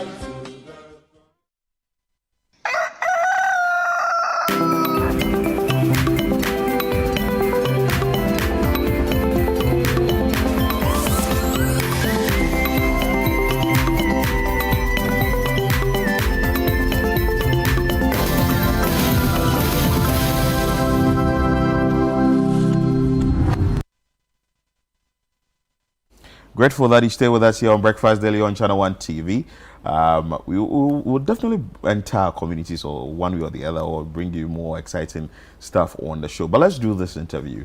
I'm sure you know of Bipo Sohan, that has to do with a light on the mountain. This Saturday, 21st March 2026, is the launch of the 80th anniversary of AOGA. Let's have more conversation on it in studio. And in studio, we have the president of the 1996 year group, and that is Gold Nunu Jakpasu. And we also have head of speech and prize giving committee, AOGA 2001 year group, and Phyllis Kote. Thank you for joining us, ladies. Thank you. How are we doing? We're good. We're very well. 2001. You've been here before, and you say you're going to do something on 25th anniversary. Yes. Wow. And you're also here for the 80th. Yes. How are you marrying the two? Let's start with you, the president for 1996 year. Okay, so we're very excited to be here. Thank you very much. Every Girls Secondary School, or Senior High School as is now known, has a legacy of excellence, discipline. You can't go wrong with that Presbyterian training, and a legacy of leadership. We've been in existence since 1946, and this year we are actually celebrating our 80th anniversary. And the 2001 year group are also celebrating their 25th anniversary. So usually every year, the year group that is 25 years old actually is the one that takes care of all the events up to the speech day. So basically, we are merging the 80th anniversary with the 25th anniversary celebrations of the 2001. Wow. Beautiful. So let's talk about the launch that you are doing on the 21st. Yes. Where details of this particular launch? Okay, so the launch is on Saturday, 21st of March, which is this coming Saturday at the UPSA West Wing, Kofi Ohene Kunedu Hall. It's an auditorium. Okay, and it starts at 3 p.m. Ladies, Ebugis chicks, please be there on time. It starts at 3 p.m. So the launch is going to set the tone for our 80th anniversary. The launch is going to reveal our project and the vision, obviously, and then the lineup of events for the year coming. Oh, yes. wow. Wow. But the 80th anniversary Popper, when is it? Which month is it taking place? November, right? Well, yes. November. That's when we usually have our speech days, so if you want to count it that way. Okay, yeah. but there was another speech day. You are the head for the speech and prize giving the committee. Tell us about that one. Okay, so as you asked earlier, thank you for having us first and foremost. As you asked earlier, the way we are married, for us, it couldn't have been more exciting. Our homecoming, our 25th anniversary, our homecoming, merging with our 80th anniversary, it's exciting. There's so many things lined up for the year. For us, we are having our speech day on the 22nd of November. It's the same day as the 80th anniversary celebration. So it's going to be big. This year, look out for us. We are having so many activities lined up. We have this Sunday, we have a gospel rock show that is Toda. And Toda is us giving praise predominantly. Every Girls made us, and we've come far. We have a lot of prominent girls who are in so many different industries. We want to all come together, together with society, family, supporters, boys' schools, anybody who has had an impact with an Ibri Girls person. We're inviting everybody to come and celebrate with us. Let's give thanks to God for bringing us thus far. 80 years and 25 years for us coming out of school. Wow, yes. Interesting. 2001. I can just imagine how school was those days. How was it like for you? It was Were amazing. you going for dining a lot? I was, actually. I enjoyed the kinky and the small tilapia fish. I enjoyed that. Oh, Every Girls has made a lot of impact for most of us girls. Wow. I recall going to school, I had 2 different options. I was insistent on wanting to go to Every Girls. Which other option did you have? I had Infantiman. Okay. I had Accra Girls. Okay, site. But You didn't go to site, my site. You had Accra Girls as well? Yes. Okay. But I chose Ebri also because a senior cousin had gone there. And I think the first time I saw her, I was like 10. In her uniform, her way she was put together, her shoes nicely polished, her hair, everything. And I asked her, where do you go to? What are you going to do there? She said, I'm going to school. I'm going to learn. And she was such a lady. I said, I would have to go to Ebri Girls. And really, my journey has been amazing. Yes. Interesting. And you, 1996? 1996. Wow. Yes. How was it like? It was good. It was an experience. And if I I'm should sure say. Ebri wasn't that developed like it is now. We didn't even have water then. Yes. Because now they have water, the taps actually flow. It's just something that is so surreal. It's easy to actually see a tap and then know that water comes out of it. Wow. When we were there, the taps were on display. Wow. So literally, we had barrels we used to take to school. So you go to school with yes, barrels? with barrels. And then if your parents visited you, the most important thing that you needed was the drinking water in the gallon. Yes.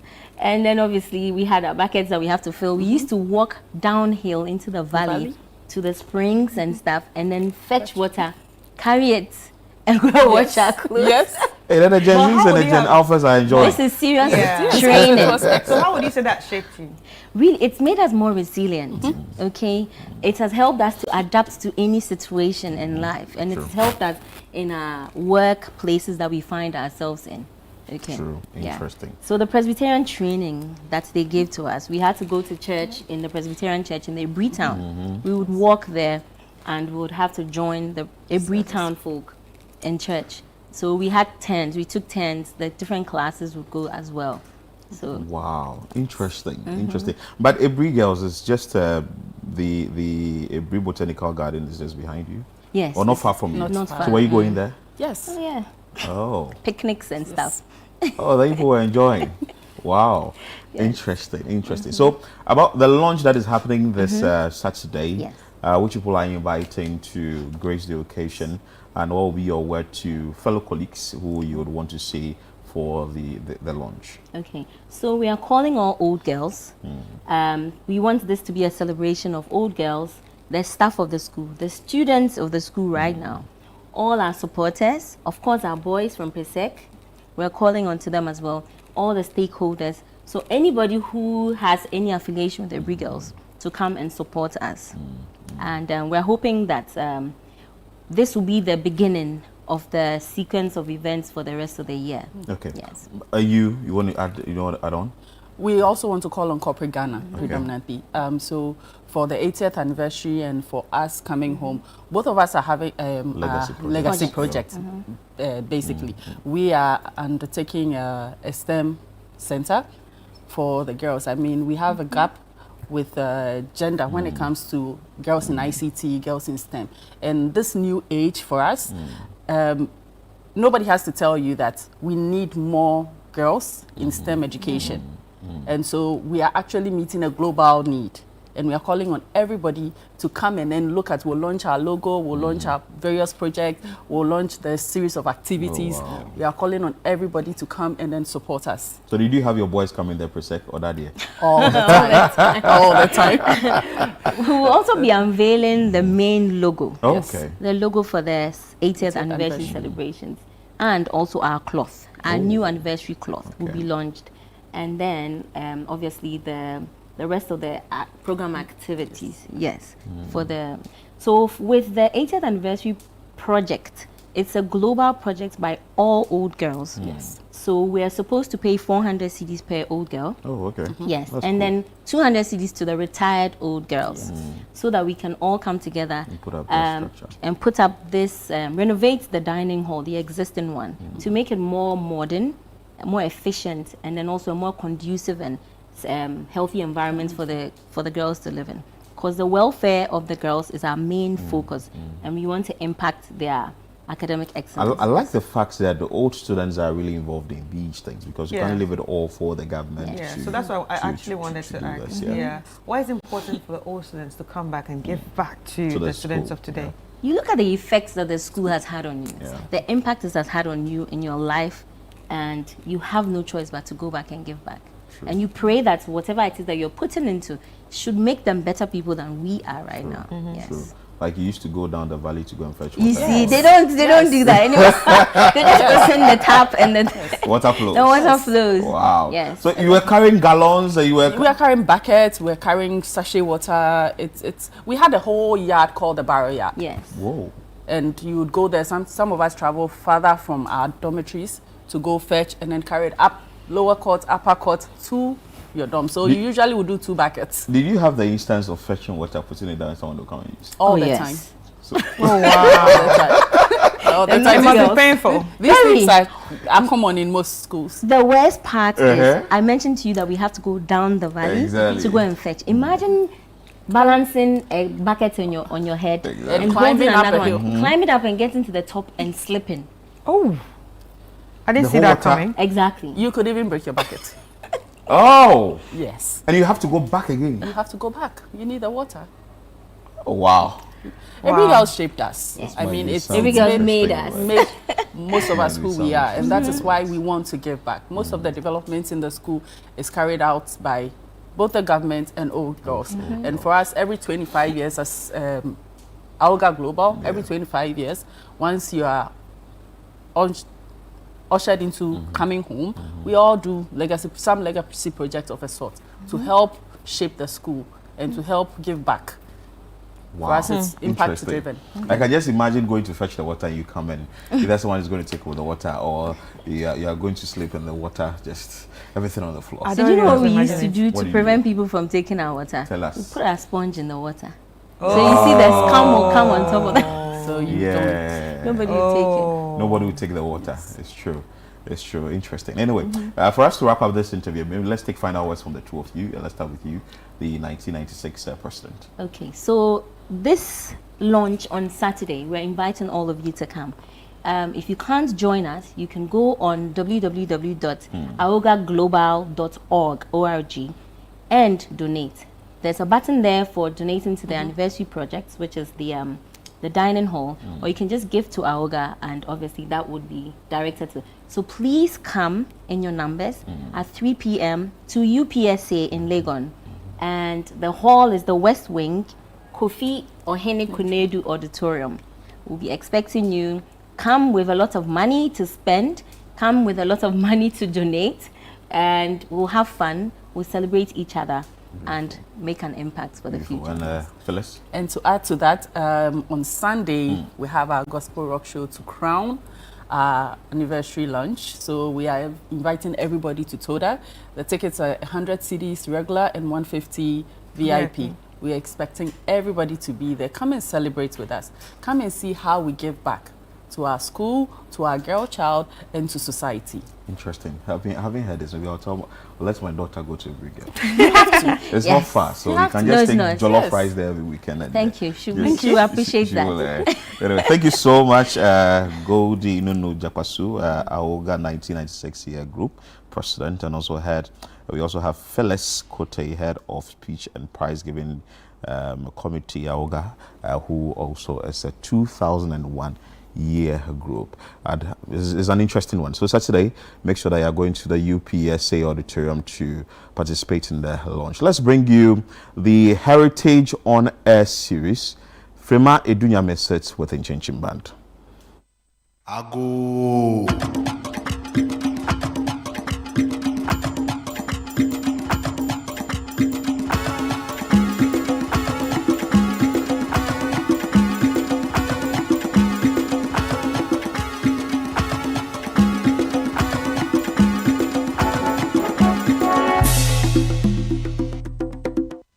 Welcome back. This is the sound of our identity. We are still in the Heritage Month, and you're welcome to another wonderful episode. I've got here with me the guys who breathe music, who eat music, and they actually, can define music. We are starting this episode with Diakro. Yeah. This is from Oforiamponsa, released in the 2000s, and it talks about loneliness in relationship or marriage, especially when your partner has to travel to far lands to see greener pastures just to come and support the family. But sometimes the difficulty is when we do not know when our loved one will be coming back. And so we have to endure the difficulties, the lonely moments. But what can we do? Other smile, a better now won't go. Diakro Jimframa Ebu Bodo Niusu Monfayenko Chim.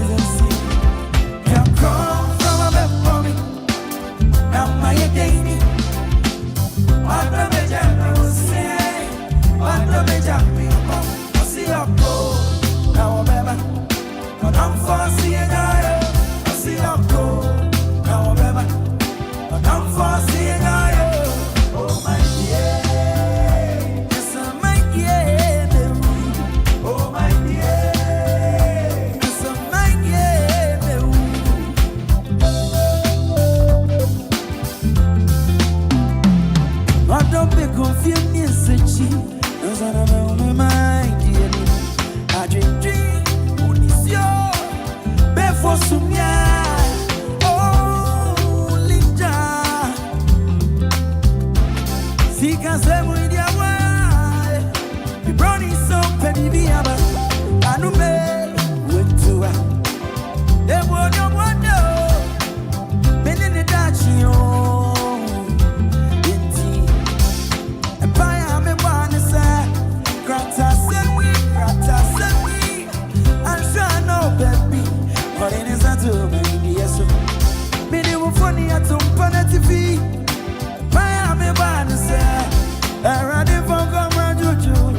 Ready a comedy of a fear. Mafia don't come on. Mafia that deep. Mafia don't come on. Oh, babe. Mafia don't come on. Mafia that baby. You come from a bad mommy. I'm my daily. After me jam me, you say. After me jam me, you come. I see you go. Now I'm ever. Oh, don't foresee a guy. I see you go. Now I'm ever. Oh, don't foresee a guy. Oh, my dear. It's my dear. Oh, my dear. And it's my dear.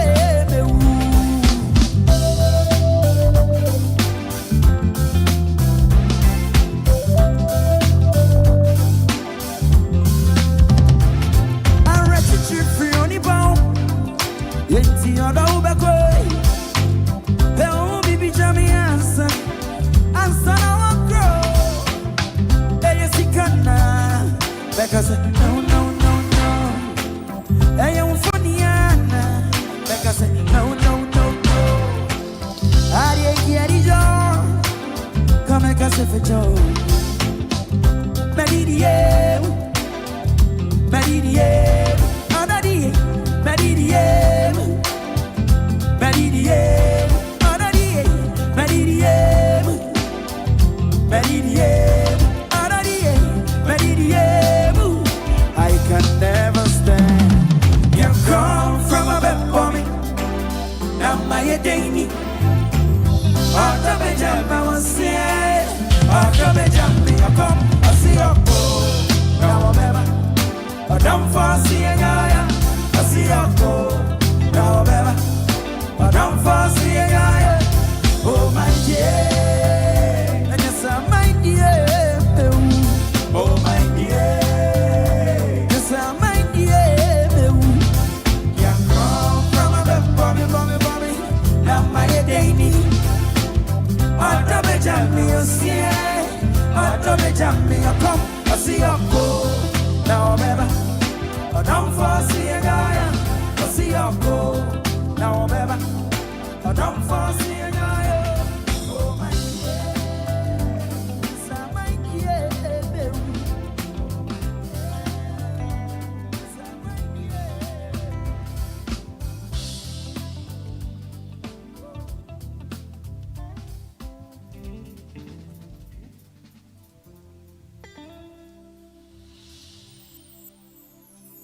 Well, well, well, you know, this is a beautiful one from Mr. All For Real, Ofori Amponsa Diakro.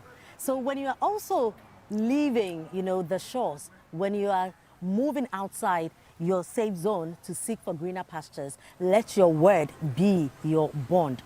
Diakro Jimframa Ebu, Enti Odo Se Oko Aba, Onfa Osie Enye Oyo. Ensure that your word will be your bond. So if you say you are leaving, you will come back soon. Ensure that you come back soon, because don't forget, somebody will be staying back waiting for you. Don't just tell them to move on with WhatsApp message. That's what usually happens, you know. So they tell you, don't worry, I'm going, I'll be back soon. They get there and they realize that no, they were not sure that they'll be back soon. So they have to send you, move on with the WhatsApp message. I'm sorry, I can't come This will not be our portion. But you know, Dada KD has one. Fatia Fatankroma is on the Somuji album. You know, then she said, "What can I say? Obesa banao dio siebe yo dia. Ni who say any Fatia or Fatankroma pa yinchin."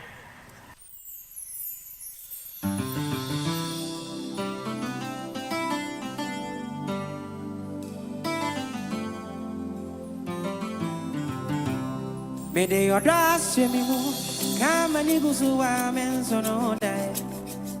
Odos runku, oto ye ufata. Mede yodash me mo, kama niguzu wa menzo no dai.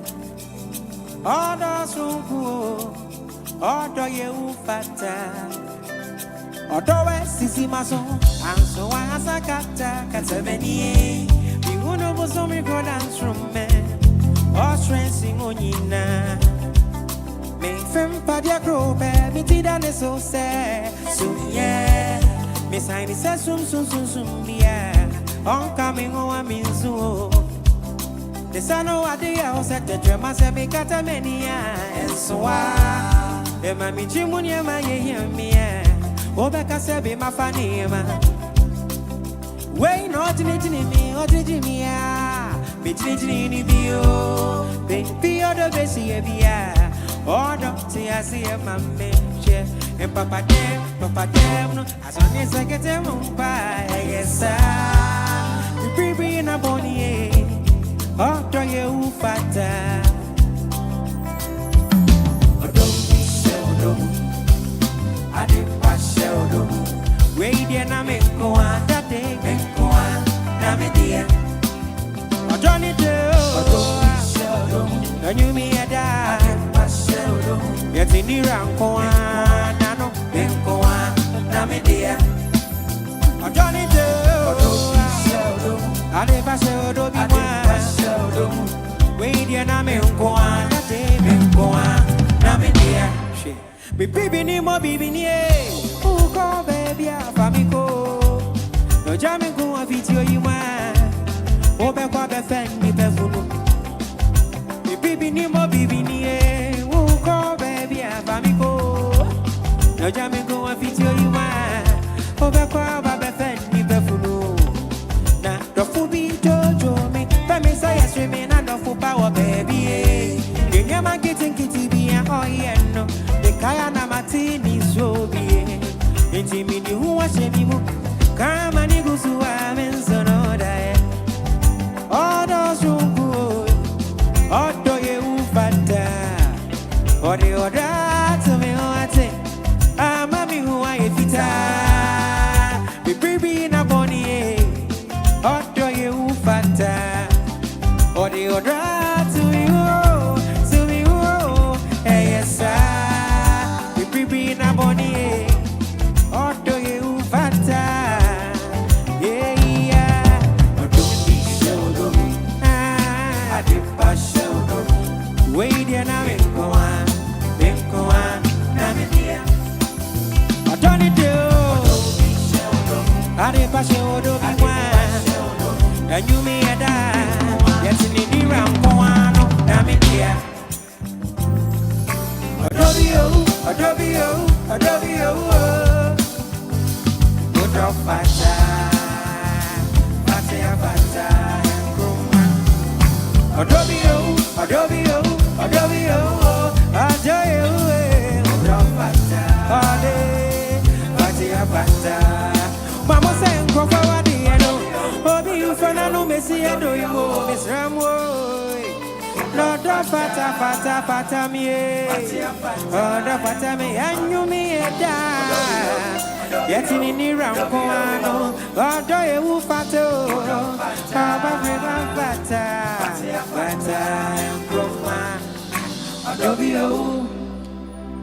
Yo, woo, I take pass the family, oh, don't say other way, Menkwa, Namidia. Menkwa, you know, when you know that it all belongs to you, he or she is all yours, you can now be at peace with yourself. A great one coming from the late, you know, they are all dying. Yeah, so. Anyway, the late Dada Kwekudia, Dada KD. Yeah. May his soul rest in perfect peace, that they are gone, but their works will forever keep us in good company. So now where do we move to? Let's do Masanaba. Masanaba, is it Achiames Masanaba? Achiames Masanaba. They say to err is human, to forgive is divine. Boni wo nipa ho, enunti ena boni fe free ho. Eti me koye. I thought I could be my own boss. I thought, you know, I could survive without you. But I've come to realize that me chinchina menya obia otesewo enti odo Masanaba. Enumre minimi nkuku nkaka. Everything that makes me me, we are coming back. Boni wo nipa ho, enti na body fe free ewo ho. Achiame did this one. And in Chinchim, is redoing it for us. That's right. Let's go. That's right.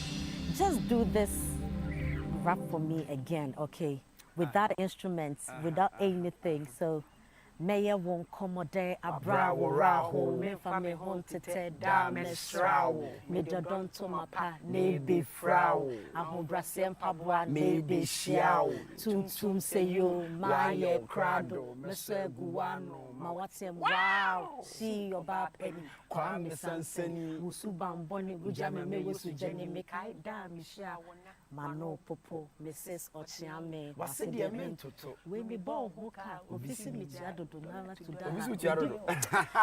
Ladies and gentlemen, one that we will always love, Masanaba by Ochiame. Ochiame Kwame, of course, and Ochiame Kofi. Yeah. Now they've gone separate ways. Kwame is still doing music actively, and Kofi himself is doing so much when it comes to production.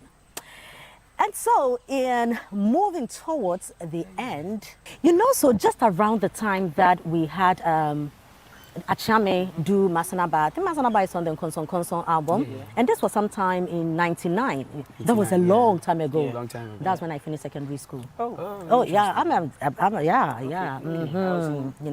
Around the same time, we had great acts. We had the Lord Kenyas, we had Obrafour, we had Obuo, we had so many of them. I think that one man who also paid his dues. We've come from the high life era, the real high life, come to Boga High Life, and then we had Hip Life also coming in, and we've had great names that held on to it. So Hip Life, from the Grandpapa Reggie Rockstone era, and then we've had the Achame come in, we've had all these guys come in as well. One man who today says he's no longer giving us these kind of songs. But we respect that, is Lord Kenya. Lord Kenya. Lord Kenya has one. I am from the Ashanti region, around that time in Kumasi. Baby, anyone will be far, won't say, cheeky or you boy. Na say ye wo Kumasi street ne so edum ne ya kaso be ye boy ana kikim. What you say? She say they are indispensable, they are irreplaceable. You can't just describe who they are. I mean, they are all in all the standard. Chiki oyebue. Medo. One waye. Yanko. All right.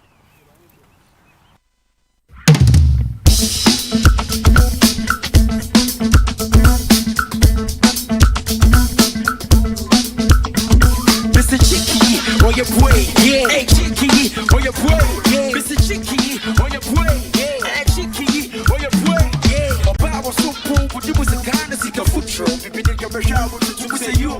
Me, I be getting it. There's a more fake crunch, y'all. In a show, baby, it's Rosa, man. Very out of share. You know, when I'm here, but who my points over the so what the hey, you can. Obasima, I'm for Jano, better than the deep walk. I don't want Mama make up like Anamaya. Oh, yes, Rima, and the Tunabasa. I promise so far between Mikasa, Massa. When you're with the car, or I don't want your veil, and you're trying to meet up, the wood just suffer from April. I don't know Musco, who we are, what I said, Super, and the answer, I don't want that. Who are you? Talk, Betia, my young call, the Sankosia, Akosia, and why do you know what I'm paying? Or what I got, Mama, for surprise. It's a big quiet, and I'm quiet.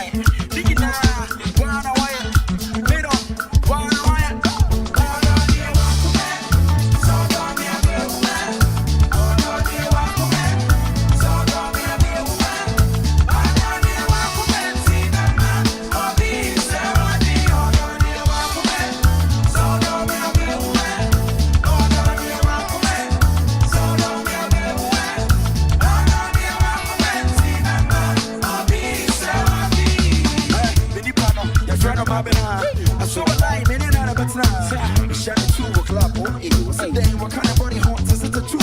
If you talk about what did they ever do? I say, hello, darling. Hello, cool. You know, baby, I see I said, I'm cool, probably. Now, when we be out, hey, you cool. Make one of them, I need any woman. They can't any man at you, or you want to summer. That didn't be second, and didn't be with me. So as you be one, or any other woman. And you go, Monsieur Jack, my number one. Oh, you go be back off it. I ain't cheap room. And if I know the Batman, I say, go from.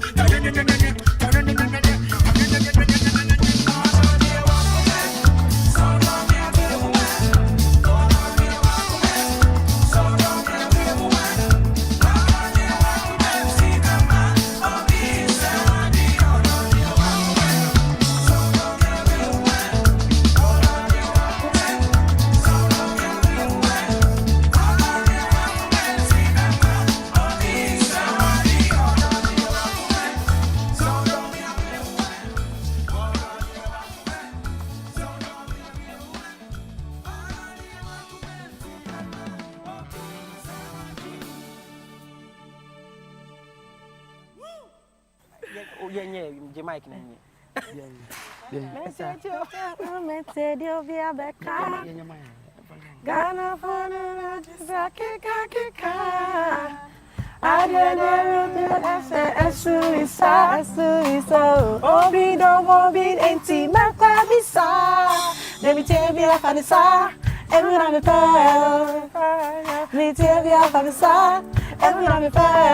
Oh wow, ladies and gentlemen, haven't we had a great time? This is the sound of our identity, bringing the Heritage Month alive, you know, as far as music is concerned. So we've had great, authentic high life music, and we've traveled all the way to hip life era, where we've had the Achames, the Lord Kenyans, you know, blessing us with amazing tunes. But still, you know that you can feel the high life in this. This is indeed music of Ghanaian origin. In other words, Mogo. Yes, you know. And so it's been fantastic. Thank you very much always for being our guest. We've also had a great time, you know, coming your way with these great tunes. Ladies and gentlemen, thank you very much. Don't forget that we are still in the Heritage Month. And so we are gone now, but we still are with you. Help me say a big thank you to the amazing Chin Band. You know, I'm short of adjectives to describe these gentlemen.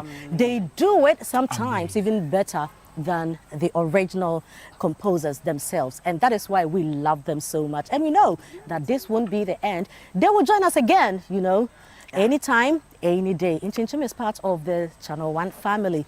Yes. We've claimed and we've owned them. Thank you very much for watching. This has been the sound of our identity in the Heritage Month. I'm Frema Edunyame. See you. Ago.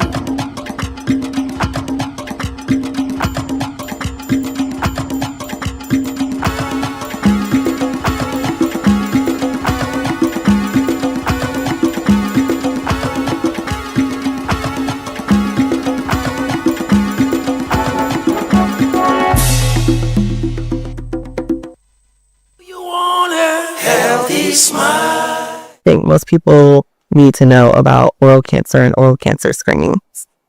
So oral cancers are deadly. They come late, which means by the time we're catching them, they're in grade 4 and we lose them. Best way to solve this is to catch them early, so we need to screen them more often. What do you guys do as hygienists?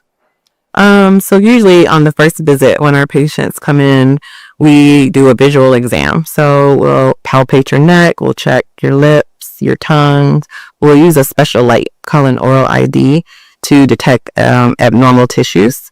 We're looking for things like red patches, white patches that don't heal. Normal. But I mean, by the time we realize it's too late. So once the oral ID picks it up, we may have to biopsy and make sure you are clear. And if it comes out good, fine, we're happy. If it doesn't, we start treatment very early. Important that people are coming in at least every 6 months to get those things checked, especially since there are no symptoms. You may not know something's going on in your mouth until you come in for your dental visit. Healthy Smile.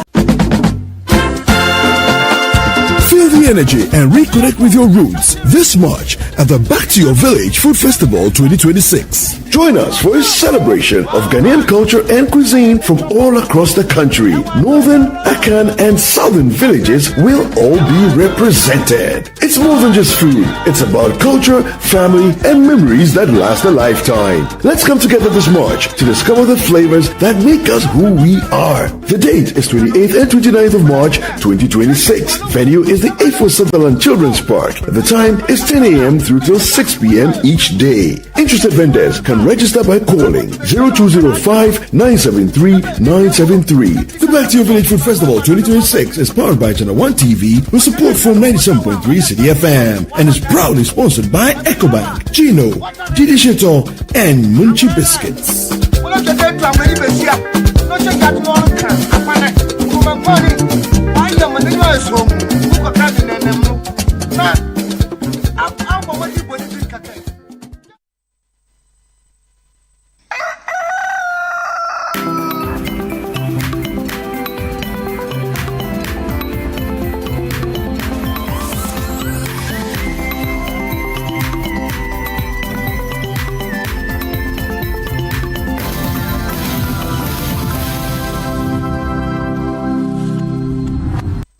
Ago.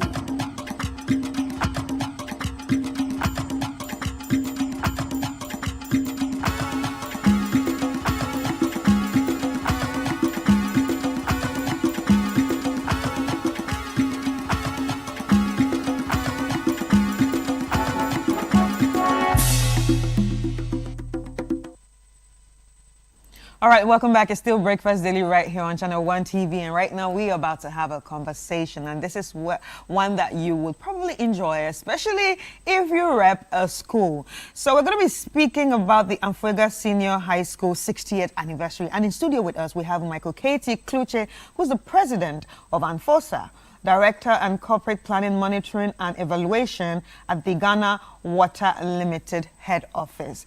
Diana S. Bate, who is an actress at PRO for ANFOSA 1988 and CEO of Delmas Hub Ghana. And lastly, Richmond Efriye Abuaji, who's the Treasurer for ANFOSA and General Manager of WECAC Company Limited. You are all welcome, ladies and gentlemen. Thank you very much. Okay, so let's get straight into it. Tell us about your school, first of all.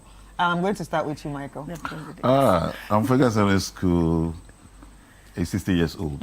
So, 1965, the school started as a college for training teachers. But somewhere along the line, when there was change in policy, in 1970, the school was changed to a senior secondary school from the training college. So we were college before transitioning to secondary school, and today we call it senior high school. Right. So that has been Amfuega Senior School. We are located in the former Kpando district now. We have what we call North Dine district. It's just about some 15 kilometers from Kpando, from Accra going to Kpando. It's a nice serene environment for education. We have almost all the courses that you can think of in the senior high schools, science, arts, and business courses in the school.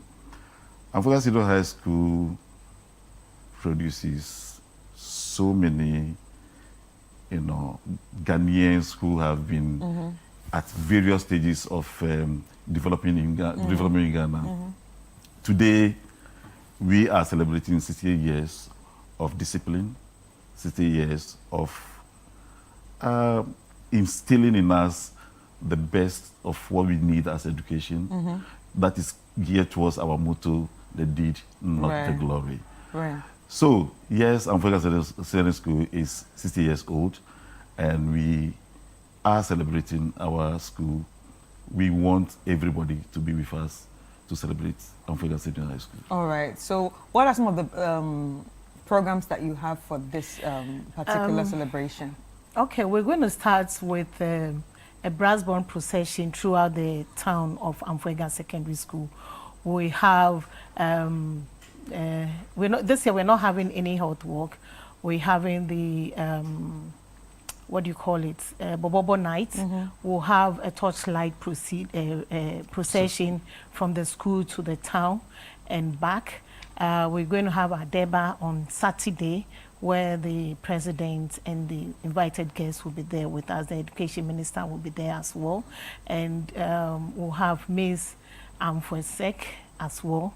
And we're going to have entertainment as well. We'll have quiz night as well for the students. And a lot of activities will be happening right through. We'll be having fun games as well between the old student and the present student as well. We're going to have games as well, and a lot of fun things. Right.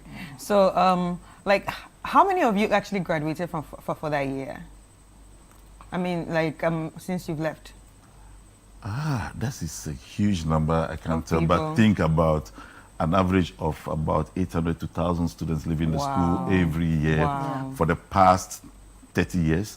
Before then, the number was a bit, smaller. That would be around 300, 400 leaving the school. So a lot of people have been in Amfuega Senior School. And please remember, Shatawale is an Amfuega. Oh, really? Shatawale passed through our school as well. There's a lot of people who have been there, and it's a school that will not make the noise because we believe in one thing. It's the deed, not the glory. We Oh, don't the make deed, the not the glory. Not the Yeah. glory. Wow. We believe that you have to just do it. And whatever you do will live after you and tell your story. You don't have to be saying it. Right. Yeah. So, Richmond, what are some of the contributions that, you know, the old students have actually brought back to the school after having left? Okay, the old students have been very, very instrumental in the development of the school. From the late 1990s throughout 2000 and currently. We can make mention of a canteen that was built by one old student, Jerry John Asiedu.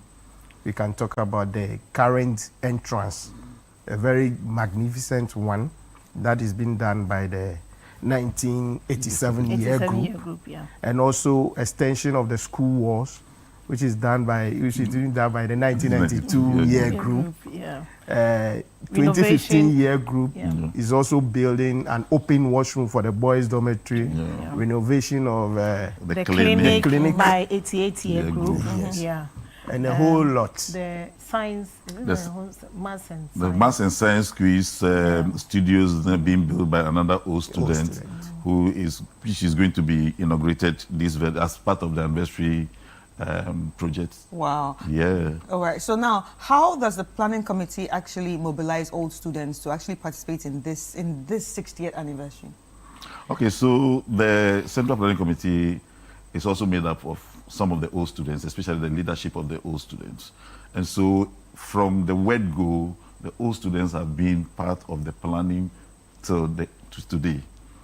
So the leadership of the old students disseminate information through the year groups to all the old students, and everyone is aware of whatever we are doing through their year groups and also on our social media and our platforms. Yeah. So, and every year group has been levied, actually. Every year group have levied to pay something to help with the celebration. Right.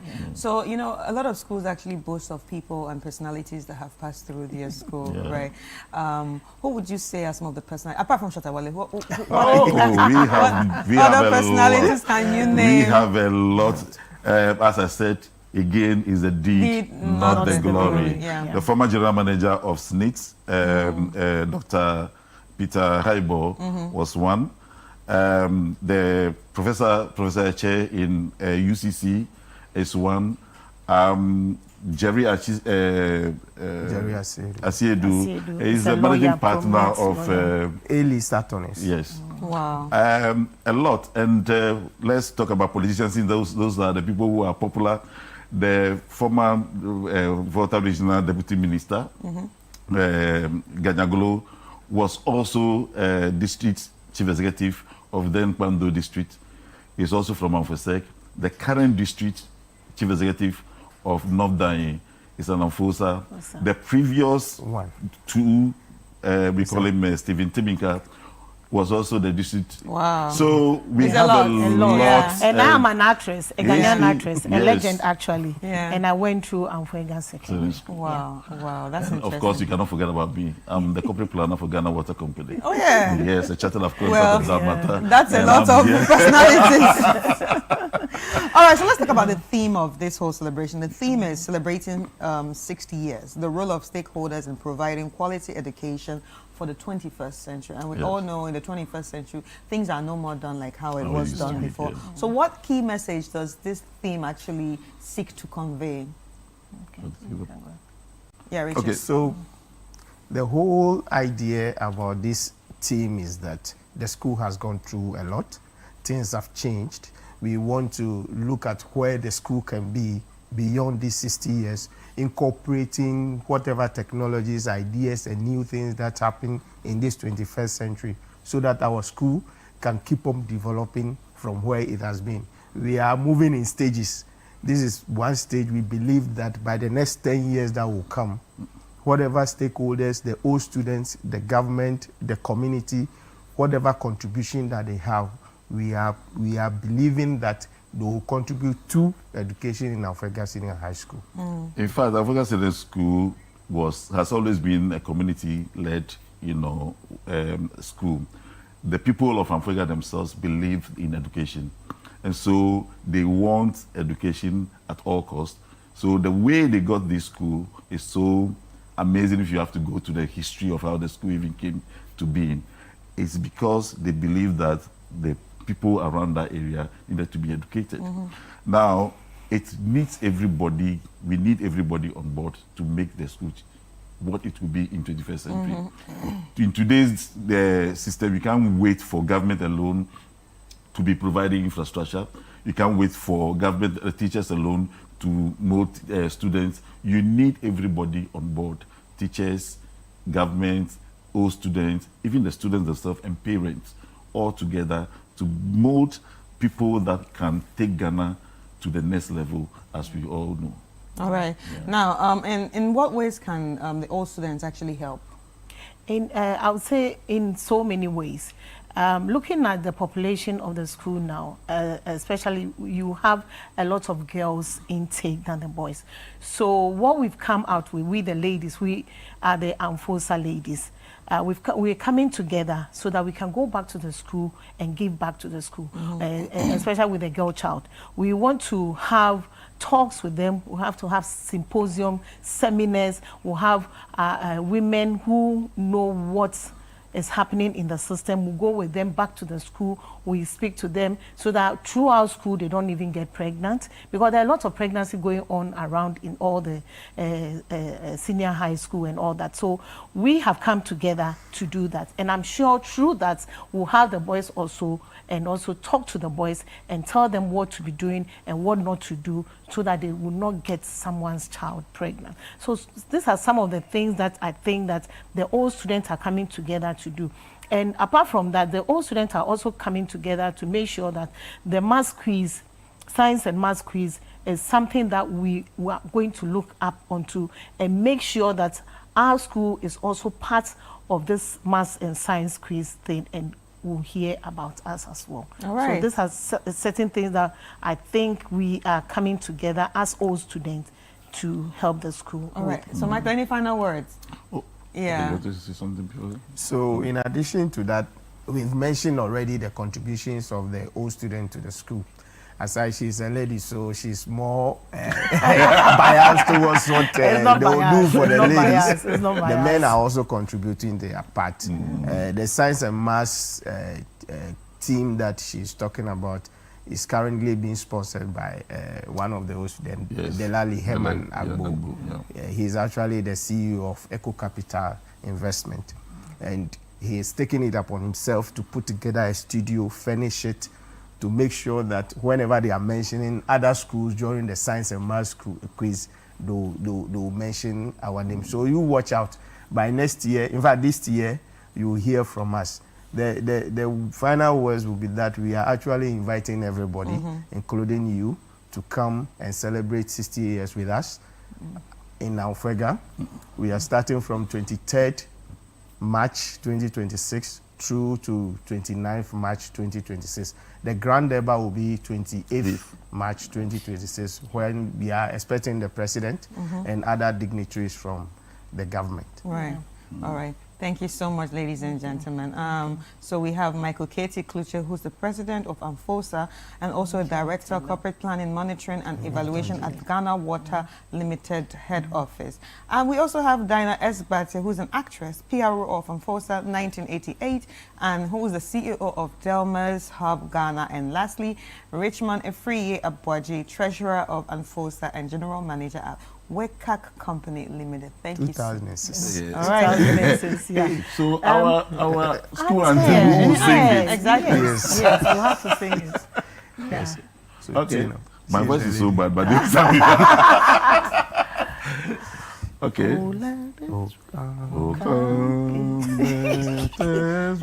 Okay, let's go.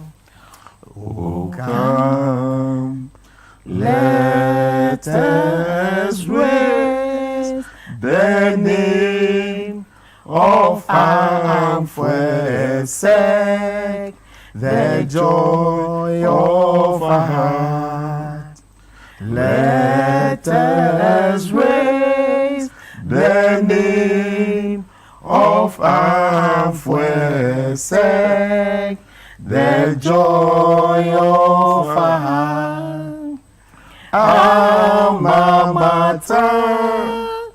home of knowledge. We will give the good name of Afuega Secondary School. Alma Mater, home of knowledge.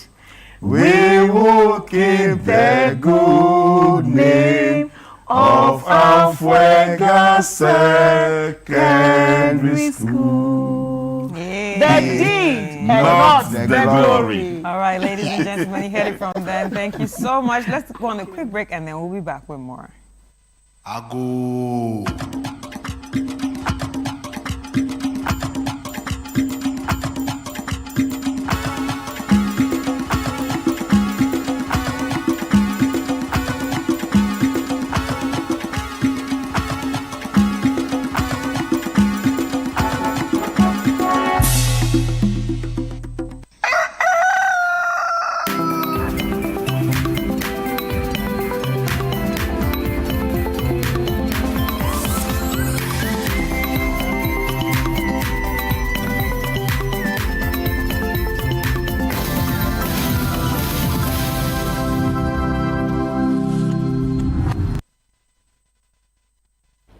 All right, welcome back, ladies and gentlemen. Now it's time for us to get into other things like sports. So we have the man right here, Yao Minta, who's going to be taking us through it. Hi, Yao. Hello there, Chris. Hello there, Philip.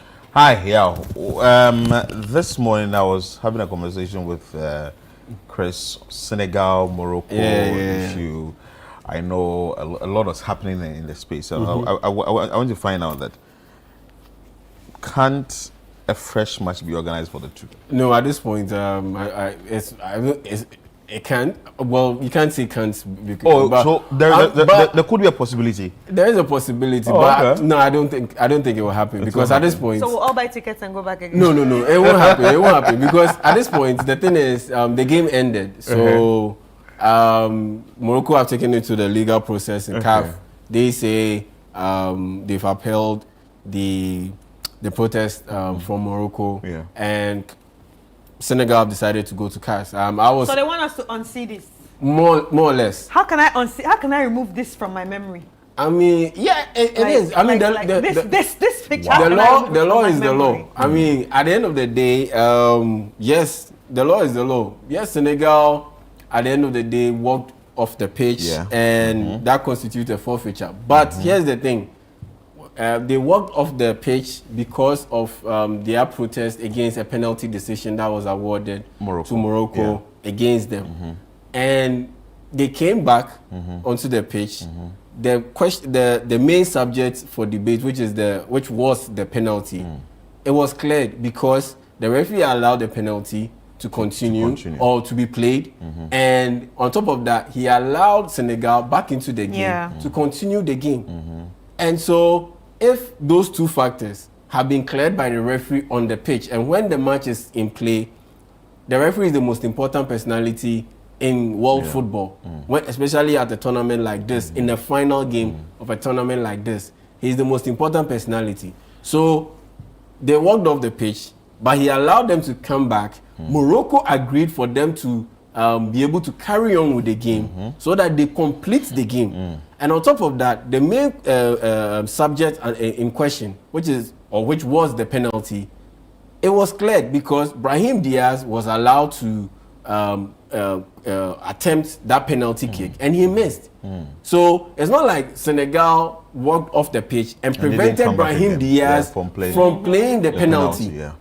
You get it? So everything continued after that even walk off. Yes, everything continued after that walk off because the referee could have ended the game. And say that's the end. Yeah, that's the end. Yes, you walked off the pitch. The referee could have ended the game, and that would have been the final ending to this and saga. The 3 points would have gone to Morocco. The win would have gone to Morocco, and the title would have gone to Morocco. But here's the thing: he allowed Senegal to come back into the game. And on top of that, Morocco allowed Senegal to come back into the game and continue. And play the game. So that has been cleared out of the way. Now the subject under review, which was the penalty, it was also given the all clear to go ahead. And Brahim Diaz went ahead and attempted the penalty kick, and he missed. You get it? So all these hurdles have been cleared, and on top of that, they went on to play extra time. So it's not a situation where the walkout, first things first, the walkout affected the overall result of the game. It didn't affect the overall result of the game. Yes, it affected the flow of the game, but the referee could have intervened in that situation and said that based on the disruption to the game, I'm ending the match. And that would have been it. That would have been the final ending to this whole saga. But he didn't. And on top of that, aside the referee, Morocco also agreed to have Senegal continue the game after their walk-off. And on top of that, play that penalty. So you allow them back into the game. The penalty has been played. And in all this, Morocco and the referee were on the same level or in agreement to allow Senegal to come back into the game and for the game to continue. Anyway. What else is there to debate about? And look, for me, I have this belief that with CAF, they've come out with this ruling because they want to more or less clear their name when it comes to Morocco. That, oh, we've done our bit. At the end of the day, we applied the rule down to a T. Right. From what they're saying, that doesn't mean like Morocco was tormenting CAF. No, but the thing is, I think Morocco has some sort of power, especially with what's going on with WAFCON. I mean, it's just the same thing with it cuts across. Once you have money, once you have power, you have some level of influence over decisions that are made in courts, over leverage, over contracts that are awarded. It happens, so it's not anything new. So in that sense, I can make a solid argument that Morocco do have some level of influence when it comes to the African game, particularly when it comes to CAF, because some of the things that you see other nations getting more or less punished for sanctions. Some of the sanctions are a little bit relaxed or lax when it comes to Morocco. So in that sense, yes, you can say that. Why is Morocco going to say, I'm going to pull out if you don't favor me? No, but with the issue of WAFCON, don't you think, this is also going to, this decision will now push Morocco to say, oh, now you can come and play WAFCON? No, in the sense that, for them... Because they refused. Yeah, but they've postponed it. They haven't totally refused to play it or host it. Yeah. They've postponed it. So it was supposed to be happening now as we speak. Yeah. But they've moved it over to July after the main World Cup because of one or two reasons that they gave that honestly I don't think were tangible enough. I'm sure and the worst part was that they weren't communicating enough, enough that a month to the tournament, we weren't saying anything. Are you going to host it? Are you going to let it go and another country host it? South Africa were on their neck. That is very disrespectful to the participating teams because they have to prepare.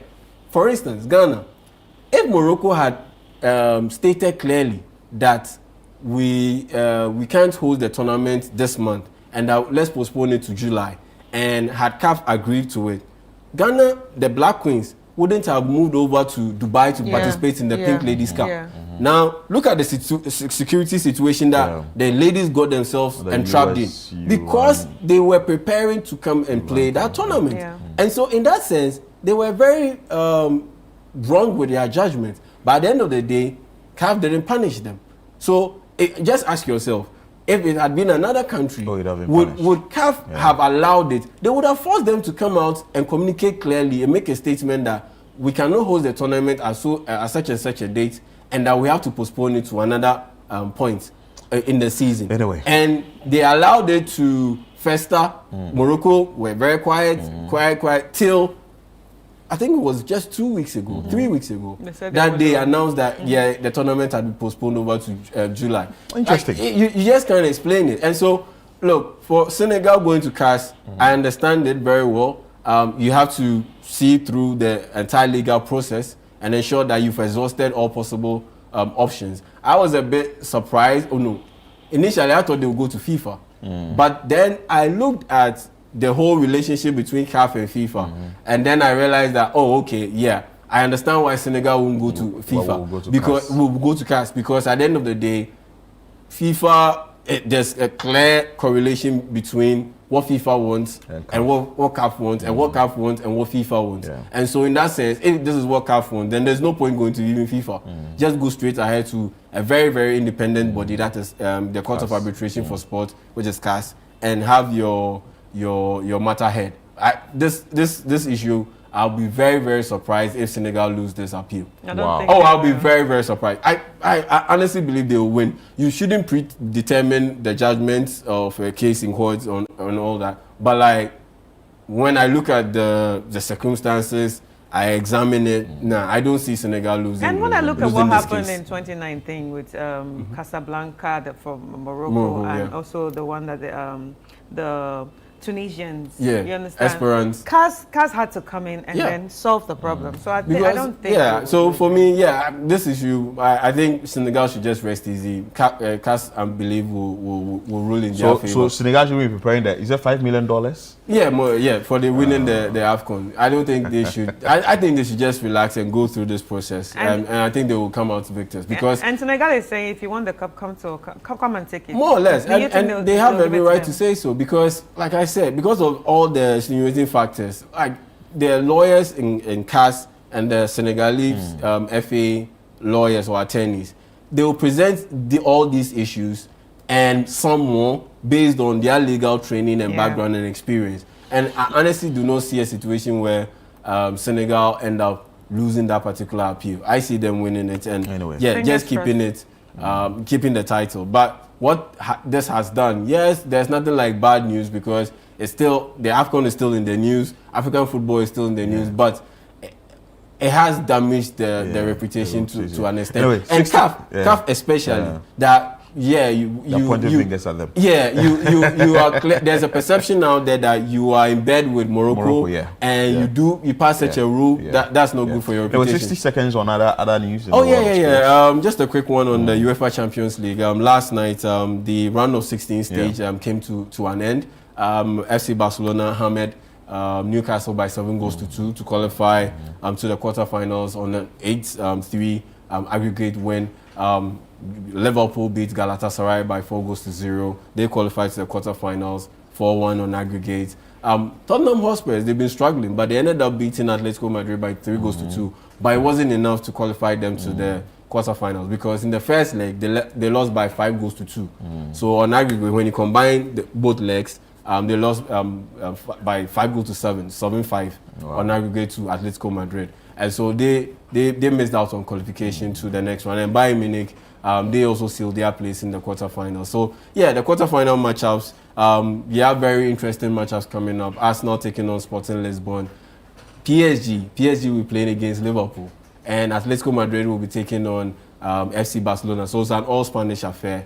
And so we'll see how that also goes. And before I go, Lionel Messi also was in action in the CONCACAF Champions League, more or less, the Champions League for the North American region. Yes, he was in action with Inter Miami against Nashville SC. And he scored his 900th goal. His 900th goal in his career. So 900 goals for Lionel Messi. From another planet. But unfortunately, they couldn't qualify to the quarterfinals because they drew 1-0 with Nashville and they had to play penalties. And in the penalty shootout, they lost. So Lionel Messi, he recorded another great feat, and so in his career. And so that's the wrap on. Wow, interesting. Thank you so much for your time, Yavin. Brought us news from the world of sports. I am Philip Nilate. And my name is Chris Carter. Thank you so much for joining us today. And also would like to remind you that Nanatu Fobuati started the show with us. And thank you for also being part of it. See you tomorrow for a brand new episode. In fact, the holiday episode of... It will be banger. I know, right? It's going to be Eid. It's Eid. It's Eid. It's Eid. So if you have any Eid things for us, let us know. I want to be chewing meat on the show. That would be very nice. Bye-bye.